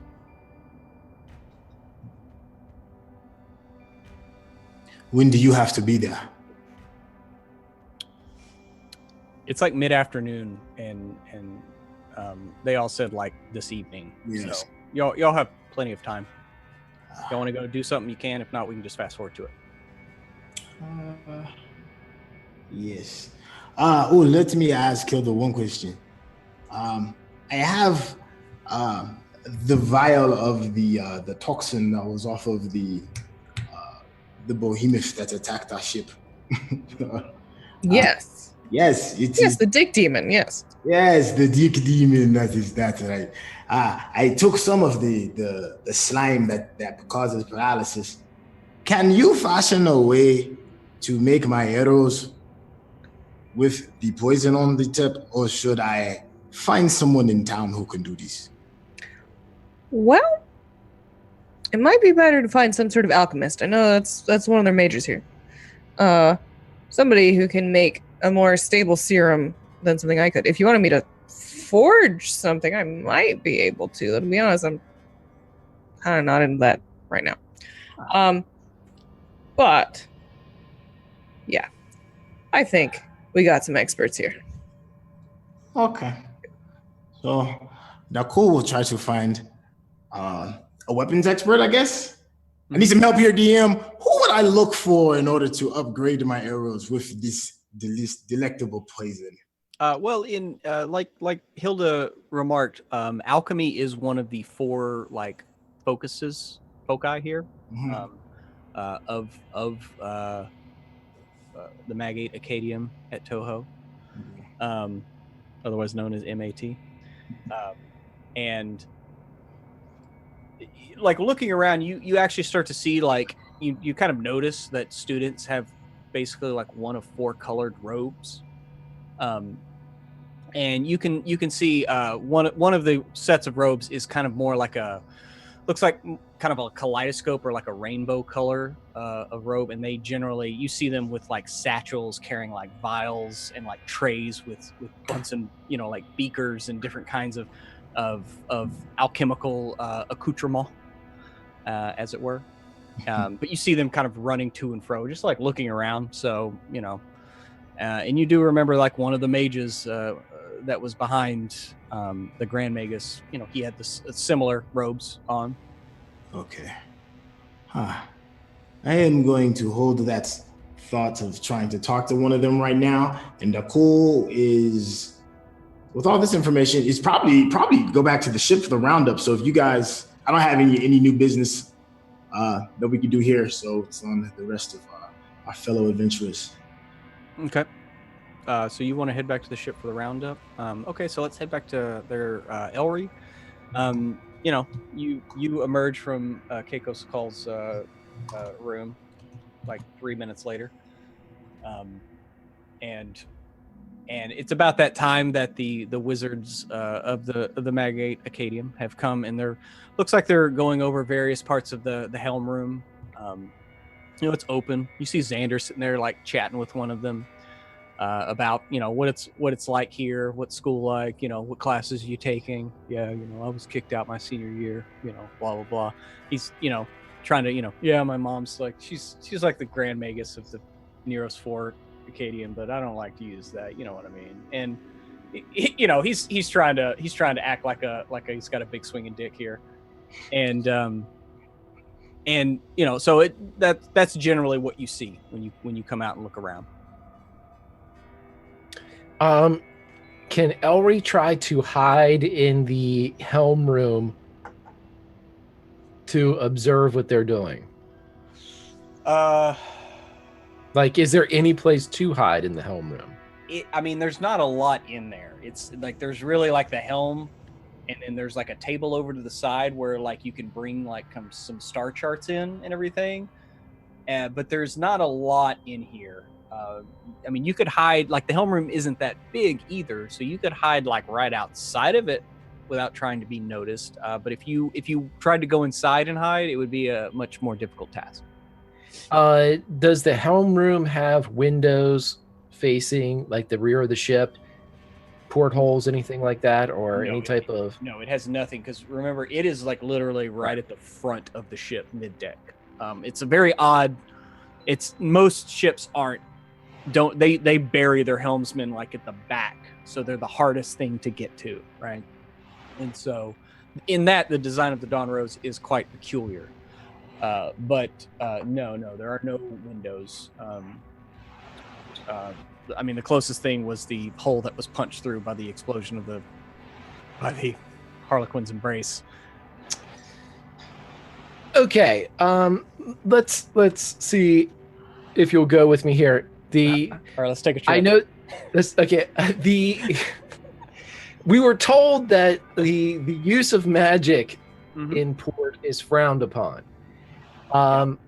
However, we are not in the place right now. We are currently on the boat. Okay. So by the letter of the law, the use of magic on said boat, I mean, you have to be able to use magic on the boats to take off and land. Right?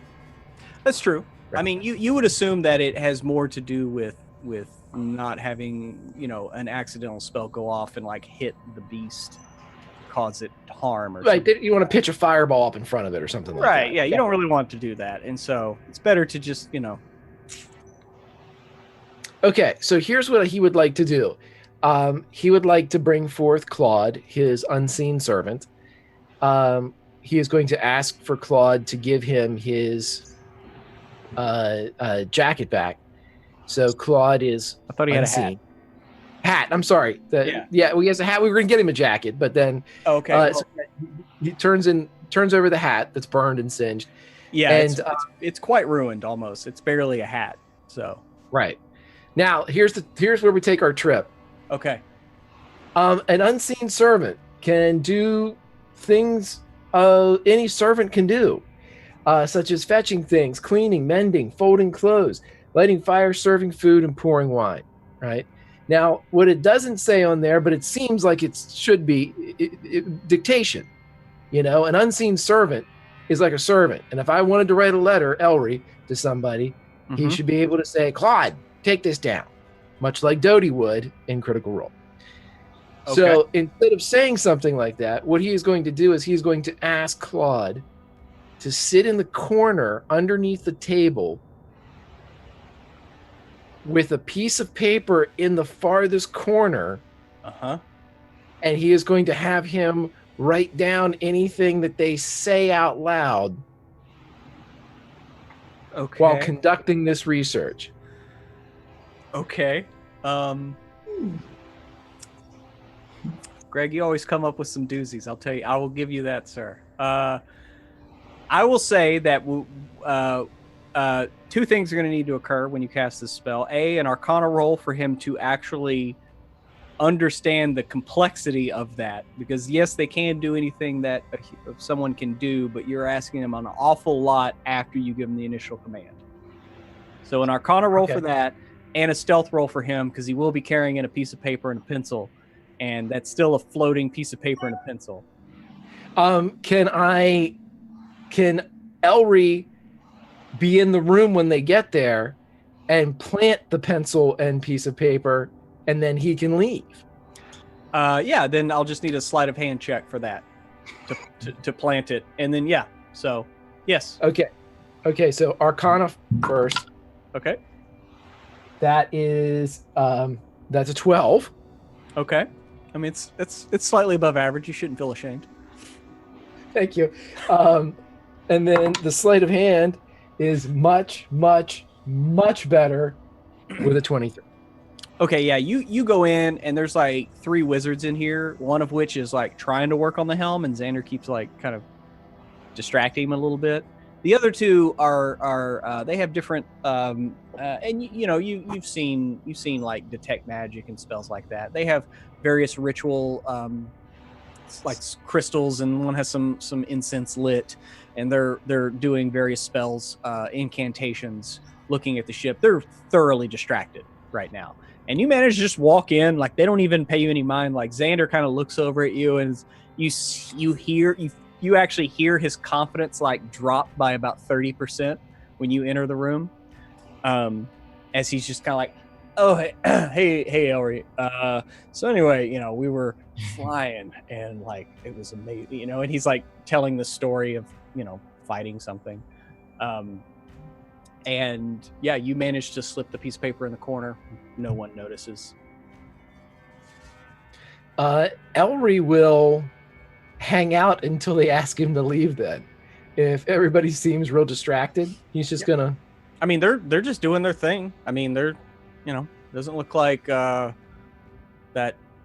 they need to. Occasionally they're like, oh, excuse me, kind of walk around. They have this kind of like glowing crystal that they're like moving over all parts of the helm. And one of them has kind of traced a circle around the helm chair itself. And they're comparing notes, and they're writing little notes down and talking about various formulae for creating a spell jamming helm that they know of. And so that's the gist of what you get while you're in there. Okay, right so he'll when Claude starts to sneak in, he'll just kind of wave Claude back and tell Claude to go back out into the hall, because at this point he's not going to need him to do anything if he can sit here and. Okay. If they're not saying anything out loud, Claude can't write down, spell incantations. Oh yeah, I mean they're every now and again they'll mention something to each other, but it looks like all 3 of them have a very specific task that they're doing. And occasionally when those tasks overlap, they're like, oh, what do you get for this? Or, one of them will finish and be like, oh, I got, I'm sensing, normal flows of energy from the ship, from the helm, slightly erratic at the helmet.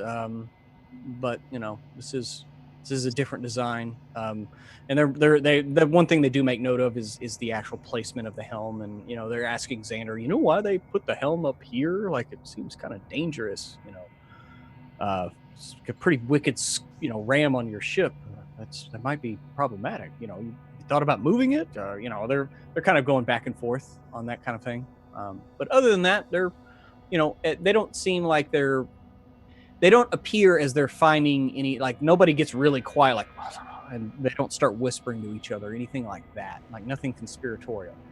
Okay, in that case, then you said that this was a small room without any circulation, correct? As it does not have any portholes or any type of.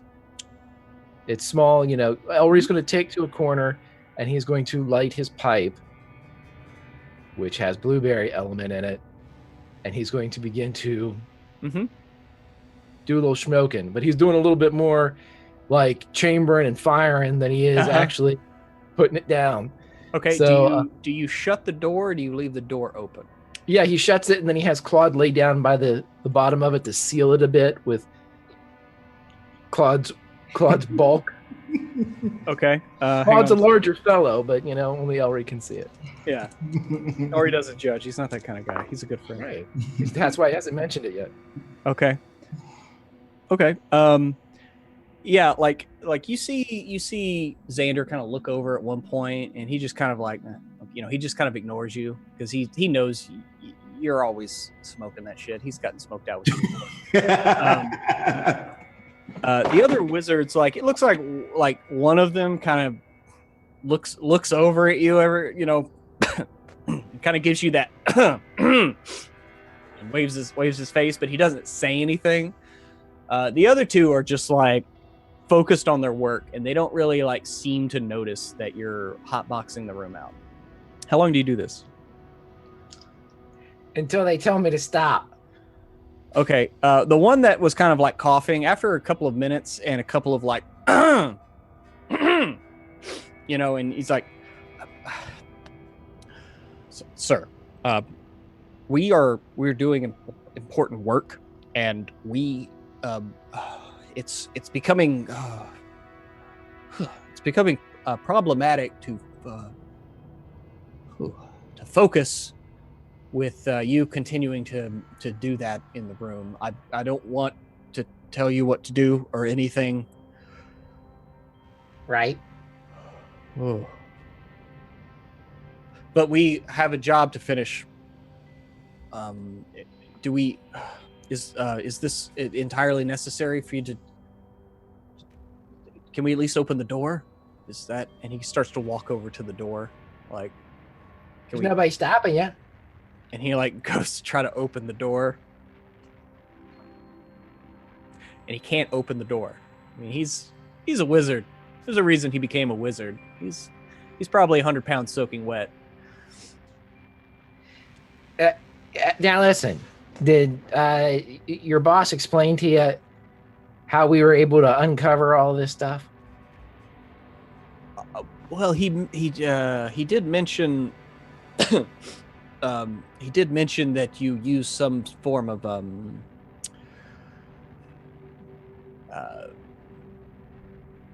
drug. Drugs to induce a state of interaction with some type of entity that you claim is a ghost of a former crew, something along those lines. Yes. Yep.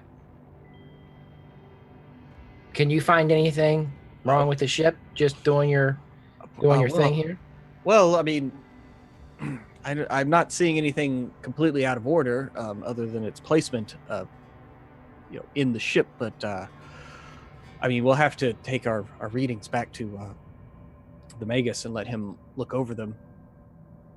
But I mean, why don't you just take a seat, put that Helm hat on, and throw a spell into the old jammer.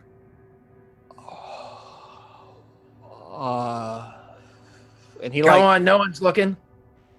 And at that, like, he like turns and looks at the other two wizards there, and they like turn and look at him, and all of their eyebrows are collectively like mid-forehead. Like, well, we've had extensive work on spelljamming helms. You never did it though, did you? Well, that's next year. Is actual like next year's now. Sit in the chair and plug in. Oh my God. New year, new me. And he like and he kind of looks at Xander. He's like, is there anything I should know? Don't look at him, he's dead. And Xander like rolls his eyes like, I'm dead. And the wizard like sits down in the chair and puts the helmet on, and you see him kind of close his eyes. Like, do I just cast it, or do I just like how do I? Yeah, just throw one in there. And he a little closes his eyes, and he just throws a spell in, and you feel like the ship like that slight thrum that you can hear and feel, like that slight vibration when the ship is powered up. And from him, you just hear like, oh my God, what the hell? Elry immediately puts his pipe down and goes over and keeps an eye on the other two wizards and starts whispering into the guy in the chair's ear. Do you see anybody that looks green? I see and he's like looking, he's moving his head around. It's something that novice spelljammers do. Like, they still like move their head as if they're looking through their perception. But his eyes are closed, and he's kind of like, well, I see the Magate Acadium. I see the docks. The water below me, the sky. Draw it in closer. Sure. Yeah, draw it in. he kind of like focuses a bit, and he's just like, I mean, I don't see anybody. A green person. Go to the front of the boat. I'm okay. I'm there. I'm at the front of the boat. Okay. Say that you were sent by Elry. I was sent by Elry.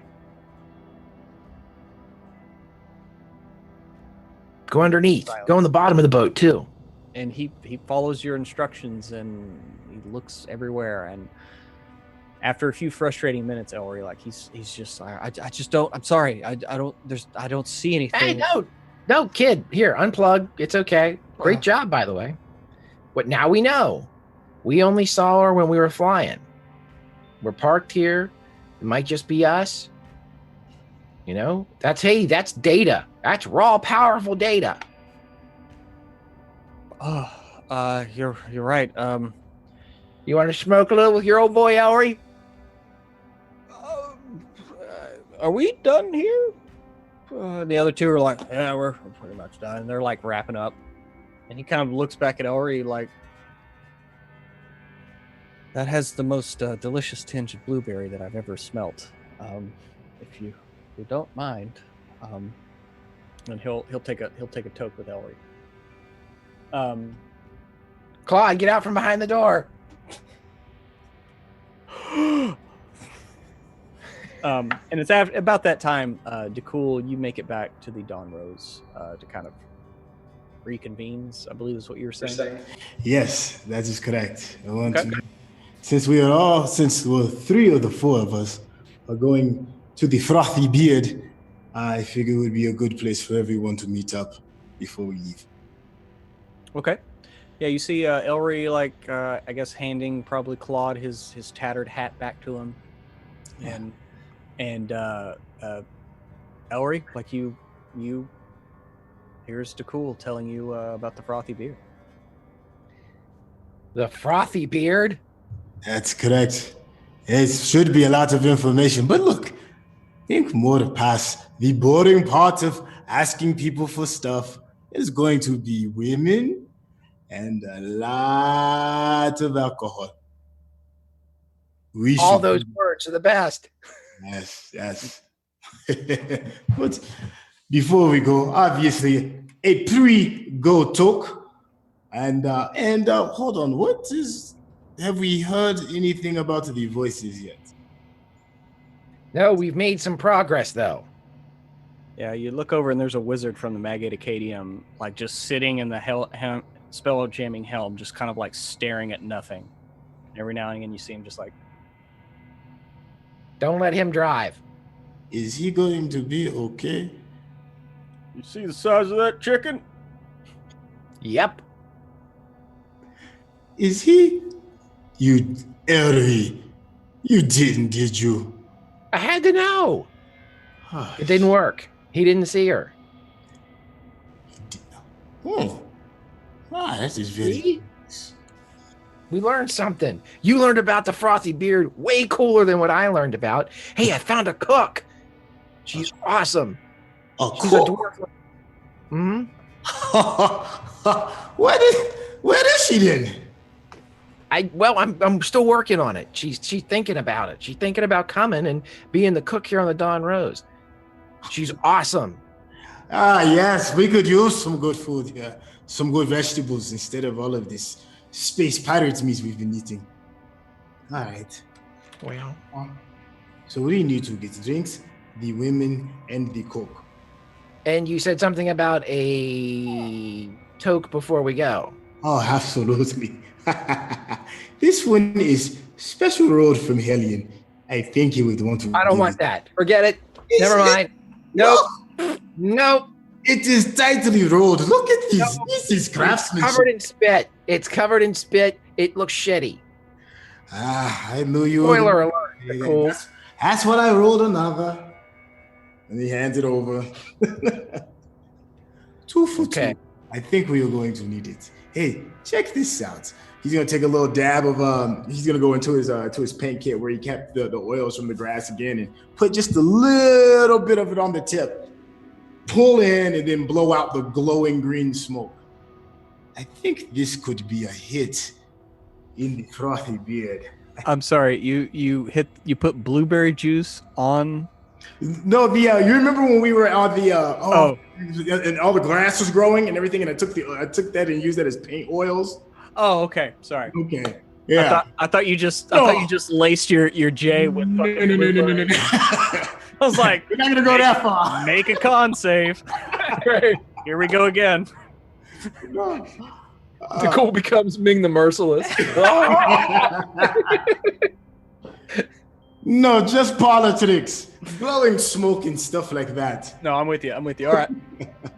All right, cool. Yeah, y'all hit it off quite nicely with the wizards there. They depart stumbling, whether it's direct or secondary, and head and take their report back to the Grand Magus. And now it's just y'all. Where do y'all want to head? Shoot, if we can't sit here and wait forever, we might want to get there a little bit early. We should scout it out. Exactly. I think they would want us to scout it out first. I think we have to. There could be fucking ears or, an ambush. That's right. We are obligated. It is our duty to scout it out first. Okay. Let's go. So, y'all head back up the docks and through the Magate Acadium. I mean, you can go around, but the doors are open, so you can just kind of walk right through it, and over to the lawn area. Like I said, to the left, there's a row of businesses. Looks like a couple of mage attire. Various you see a business called Mythic Editions. Looks like there's a branch of the Arcane Way. You might remember that from the Rock. You also see like I said, there's also a haberdashery there, by the name of Quizat's Hat Rack. And sorry, I was very proud of that one. And so, yeah, there's a row of businesses there, and then behind those businesses, through an alleyway, you see the back of what is the Frothy Beard. Looks like there's a sign on either side of it. There's like an arrow, like pointing you around the building from the main kind of drag near the lawn of the Magate Acadium. Yeah. I guess the back it is. And Hilda and E, where y'all at during all this? I'm not sure what we'd be doing in the interim, really. What do you think, E? E's probably just curious as to what stuff goes on in the Magus Acadium. There has never been, and they are very interested in knowledge, so they might just kind of poke around, see what's going on. Try not to disturb anyone, but okay, like in from the outside or from the inside? From the inside. Okay. As you're kind of walking up to the stairs there, you can kind of look in, and every few feet looking through the window, it looks very weird. It's almost like a kaleidoscope of rooms as you're looking in, and you think you can see the outline of students, and then it zips and it's a different room every few feet. But you can probably calculate in your thinky calculating brain that that might be an effect of the extra dimensionality of the building itself, based on where you're standing and looking in. And so you go in, and there, like I said, there are 4 hallways. One leads to the cafeteria, and then the other 3 are hallways that lead into the Magate Acadium. There's doors on either side. 2 of the hallways are empty. The other one has students kind of walking in and out of it. Looks like it's maybe between periods, and there's students coming in and out of it. Okay. And you said that the specialties are alchemy, and I'm missing the other three off the top of my head. Yeah, no. It is transposition or teleporting, alchemy, extra dimensionality, and xenobiology. Okay. Those are the four main majors here, or the focus of study. Okay. Would I have any idea what the Grand Magus is?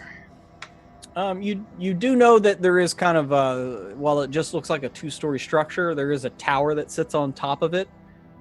So it, maybe up there. I mean, when y'all went to the library, he just kind of started walking towards one of the staircases that's on either end of the main building. Okay, I'm gonna go try to find him. Okay. You go upstairs, and it leads to another floor. This time, it is just hallways on either side that look like they go to rooms, and then there's at the center part of the it's as opposed to the ends in the center. There's a staircase on either side of the hallway leading up, maybe to the tower. Here, it's the same deal. You see, like, some hallways are empty, others have students coming to and fro. Various different colored robes. Whether it's kind of the kaleidoscope of what you think is alchemy. There's also like bluish robes, red robes, and then yellow is the other one. But those are the main kind of 4 colors.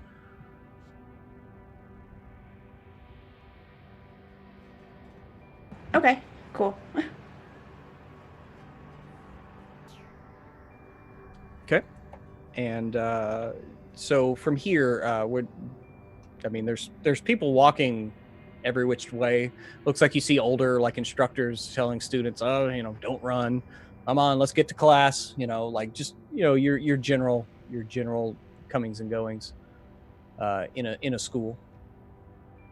Yeah, I'm gonna stop one of the teleportation students or profs. Okay. Yeah, you can stop a blue robed wizard. Looks like an older student, maybe later on in his years. He has a bit of confidence to him, and he's not as in a scurry as some of the other students who don't really even know where their classes are and things like that. But you stop him, and he looks like your typical human. They all look alike to you, I would assume. Mostly. Yeah. He's a pink fleshy body, but Yeah. Hey, what's up? Hi, I do not mean to take a lot of your time, but would you happen to know of any ways to get to... I'm going to list off the 6 spheres that had the... Oh, okay. The 6 spheres that had that.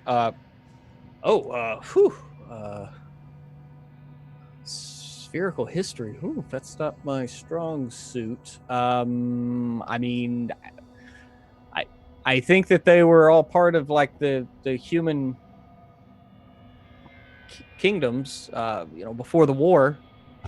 But I don't mean to sound like I'm. You do know what sarcasm is, right? I'm not trying to be sarcastic, but it's best to, if you have a ship, you can get to it. I don't know where they are.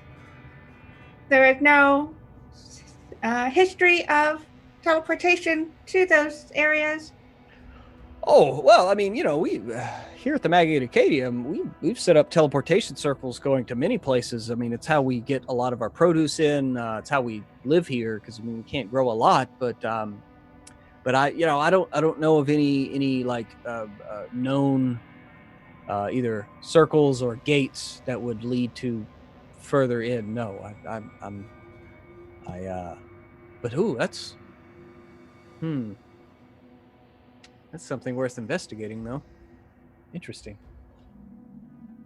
I believe I will be here for at least another day. If you have any thoughts, I would appreciate hearing more about it. Yeah, I could maybe take a run down to the library and look around. Sure. Yeah, you just gonna be around, or where can I find you? I Kinda will be around or near the ship that is docked, the one that looks like a flower. It is very hard to miss. Oh, the Dawn Rose. We heard that was coming in. Oh, sweet. You're on the crew? Yes, Wow. Okay. Yeah. No. I'll look into that. Yeah. I'll see what I can do. thank you. No sweat. What is your name? Oh, Chad. Just Chad. Thank you very much, Chad. I appreciate it. Yeah. Awesome. He Just will kinda just like kind of. Staring up at your like 6'5" frame, like. He trying to- probably looked more menacing than they actually mean to. Most of the time, yes. Yes. Okay. Yeah, he kind of scurries off. He's like, yeah, I'll just finish my last class for the day. I'll run down there right away. Yeah, sure. Do you have the list? Yeah. Yeah, he will hand them a list. Okay. And then head out, knowing that their friends are gonna get up to some mischief tonight, and they're probably gonna be designated driver again. Ain't it the way? Okay. Yeah. So you hand that off. Do you head back and join them, or you still looking around? I probably just meet up with Hilda, and then we'll probably meet up with the others. Okay. So yeah, y'all.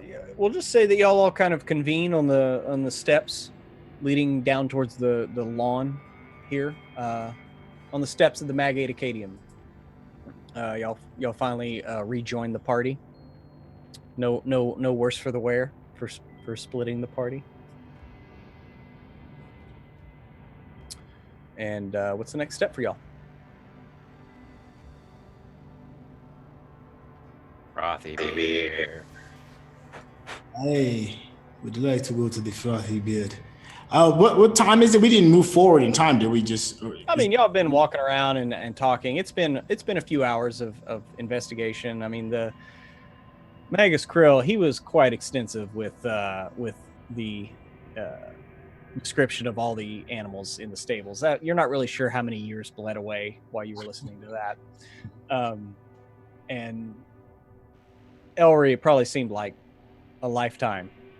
Your experiences, or at least part of it. And so yeah, it's been a few hours. Then definitely the frothy beard is where I would like to go. Okay.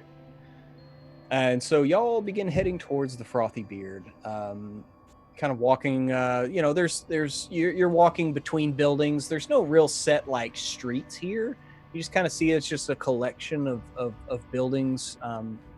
Kind of, it really is set up like a university campus a little bit. There's like student housing. You see students coming in and out of a couple of buildings as you're walking by, and some older, probably instructors, like an instructor housing unit as you walk by, and then it kind of gives way to the more commercial region of the town here. And like I said, you're walking between a couple of alleyways, between some businesses, and you see an arrow for the frothy beard, kind of like telling you to come around this side. And you walk around, and it's at that point, which I'm sure you're all wondering when this was going to happen, but I'm going to need everyone to make a DC or a wisdom saving throw. As you walk between these two buildings and the starlight gives way to more shadow, but you get this feeling that creeps up your back, and you hear the baying of some kind of hound from a distance that you're not really sure. It sounds like it's right next to you, and also maybe like a mile away, but just this. And you feel like this terror start to like creep up your spine. So I'm gonna need a wisdom save from everyone. And this is a fear-based one, correct? Yes, this is if yes, to be frightened. Dirty 20. Hold on, wisdom, right? Yeah, okay, yeah, 16. A solid 11. 22 for Hilda. Ellery. 18. Okay. I get all fear with advantage, so. Yeah. So you all hear this baying, this whatever this is, and from at the far end of the buildings that you're walking in between, they both like most space everywhere else here. It both seems like very narrow and like insanely long as far as like these alleyways right between these buildings. And from behind a couple of boxes and just kind of some storage like detritus like off to the side of this little alleyway, you see this black and brown furred red-eyed beast that almost looks like it has like a human face maybe. I mean, it has distinct eyebrows and like a mouth, and it like lets out this baying. And E, you have every feeling that you need to run away from this thing at all in great possible speeds. And then another one steps out, and he's about to start up a howl. And that's where we're going to leave it off for this week.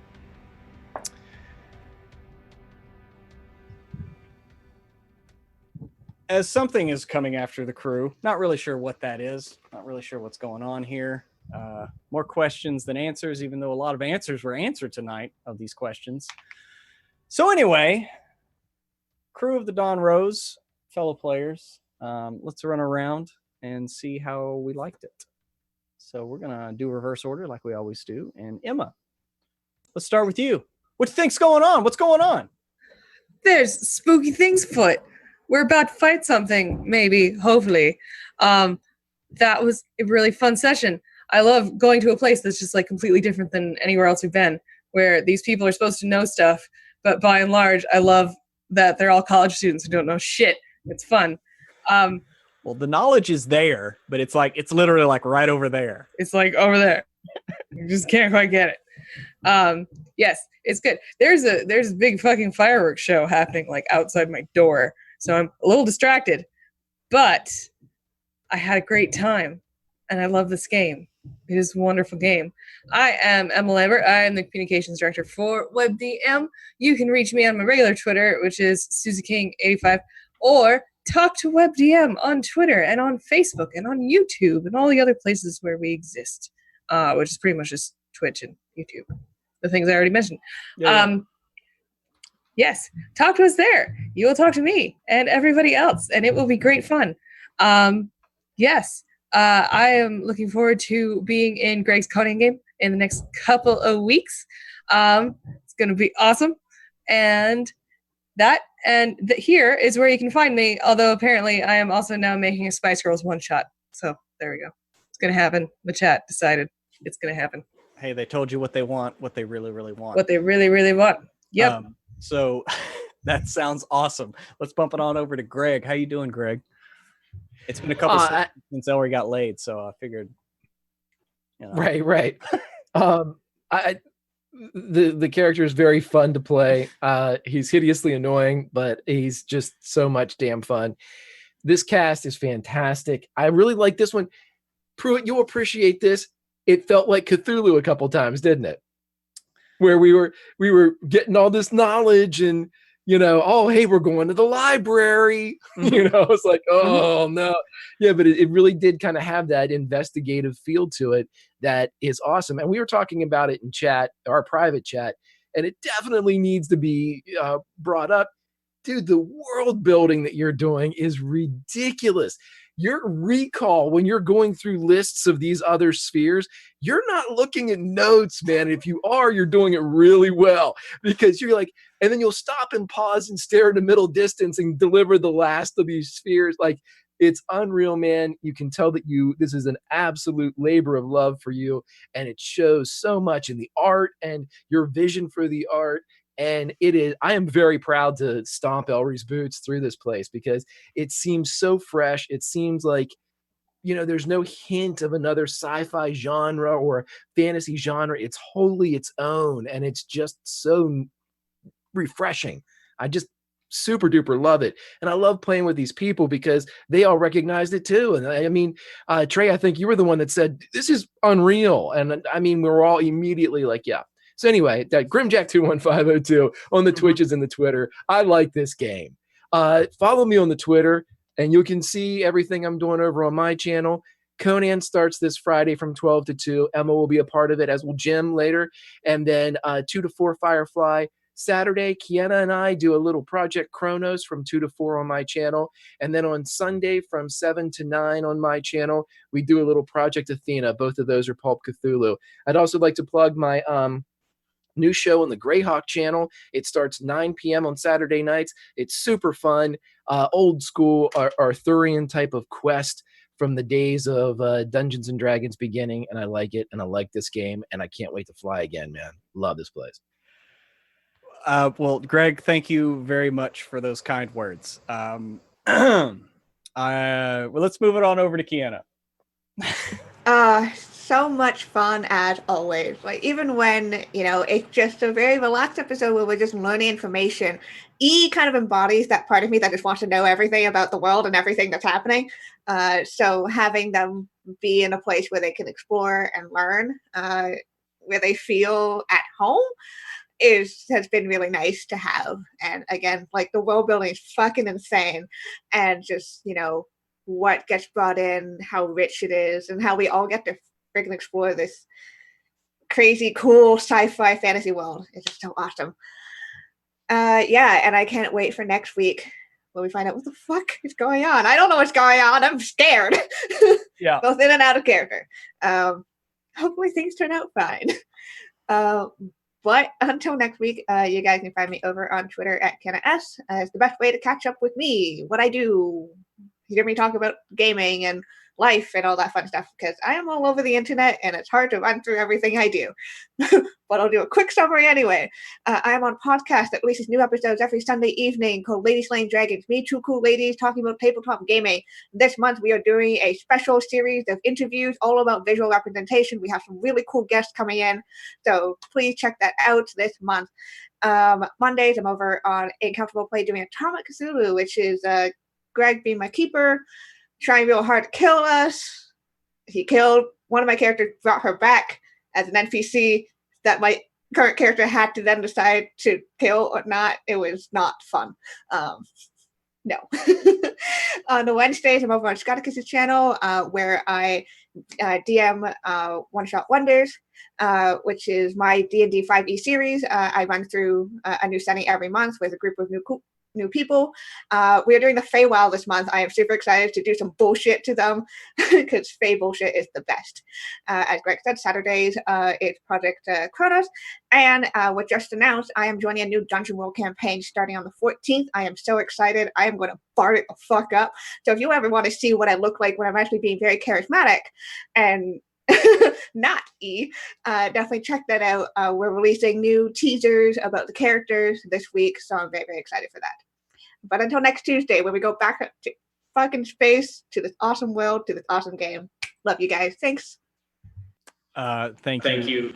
The feeling is very mutual, Kiana. Thank you. And moving on over, last but not least, Trey, my man. Hey, man, I'm doing excellent as always. And once again, you know what it is? You do an amazing job of just like changing gears real quick. And it's always at the perfect time, off of a really good curve or something. It's just you never get the same flow. And with this one, I noticed it as well. It was a great opportunity to really just take a breath and then put my glasses on and get my investigation on, man. So I just really really appreciate, the pace of how everything is going and just being a part of the world. I know I'm beating on the same drum that everybody else is saying when it comes to the world building, man, but it really is an incredible thing to just be a part of and to watch you mold all of this, man, and then throw us in your little sandbox and see what happens. I am completely clueless as to what we're about to run up on with things going bump in the night, but I do know that as we sit on the back of a celestial manta ray gliding ever so softly into the darkness of space, surrounded by a bunch of motherfuckers that know how to use magic, I know whatever it is that's going to be going down that alley is going to be off the damn chain. And you bet your ass I am ready to see it all go down next week, fam. So I got nothing but love for you, all of my beautiful castmates, the production team that goes along with everything. I'm going to make mine really short and sweet. Sintel is easy to find on Twitter and on Instagram. Shout out Slice Camera Discovery if you have a great opportunity. And I am completely looking forward to seeing what's shenanigans we're about to get into next week. Thank you all. Well, yes, check out Lights Camera Discovery. It's an awesome organization.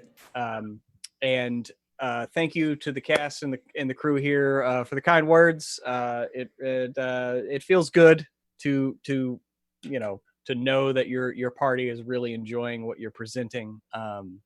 Even though it's a little different than what I actually presented y'all as far as pacing and everything, but I just kind of fell into the flow that we were kind of adopting. I'm going to break your hearts a little bit because I wanted to announce this, that we are going to take next week off because we are doing a new WebDM shoot this weekend, and we are shooting Friday through Monday. 4 days of shooting. Jim's going to be in, and then he's flying back on Tuesday, and he's literally going to land in Vermont like 15 minutes before we're supposed to go on air. I'll be at the airport for Starward Starward So Bound. Emma's going to be at the airport. I will have just shot for 4 days, and I'm going to be beat. And so I hate to break your hearts, but it makes the cliffhanger even that much better and longer to deal with. But yes, we will be taking next week off. I am so sorry to those out in Chatlandia and to the crew. But dims the brakes whenever you got a channel that you're trying to deal with. And, the way we shoot shows, or we shoot clumps at a time, it's just kind of the way we have to do it. So I do apologize. But that just means that more new WebDM is going to come down the pipeline starting next week. So there's that. So I hope y'all enjoy the new shows. I hope we'll be back in 2 weeks to pick up where we left off with these two weird faced hounds baying in the darkness. We'll see what's up with that. I'm sure some people out in chat might know what we're dealing with, but we'll see. So last plugs. Of course, we got Tabletop Loot. Go to www.tabletoploot.com. Use WebDM15 to get 15% off dice and shirts. And I don't have a mug yet, but mugs also. So take care of our sponsors. They take care of us.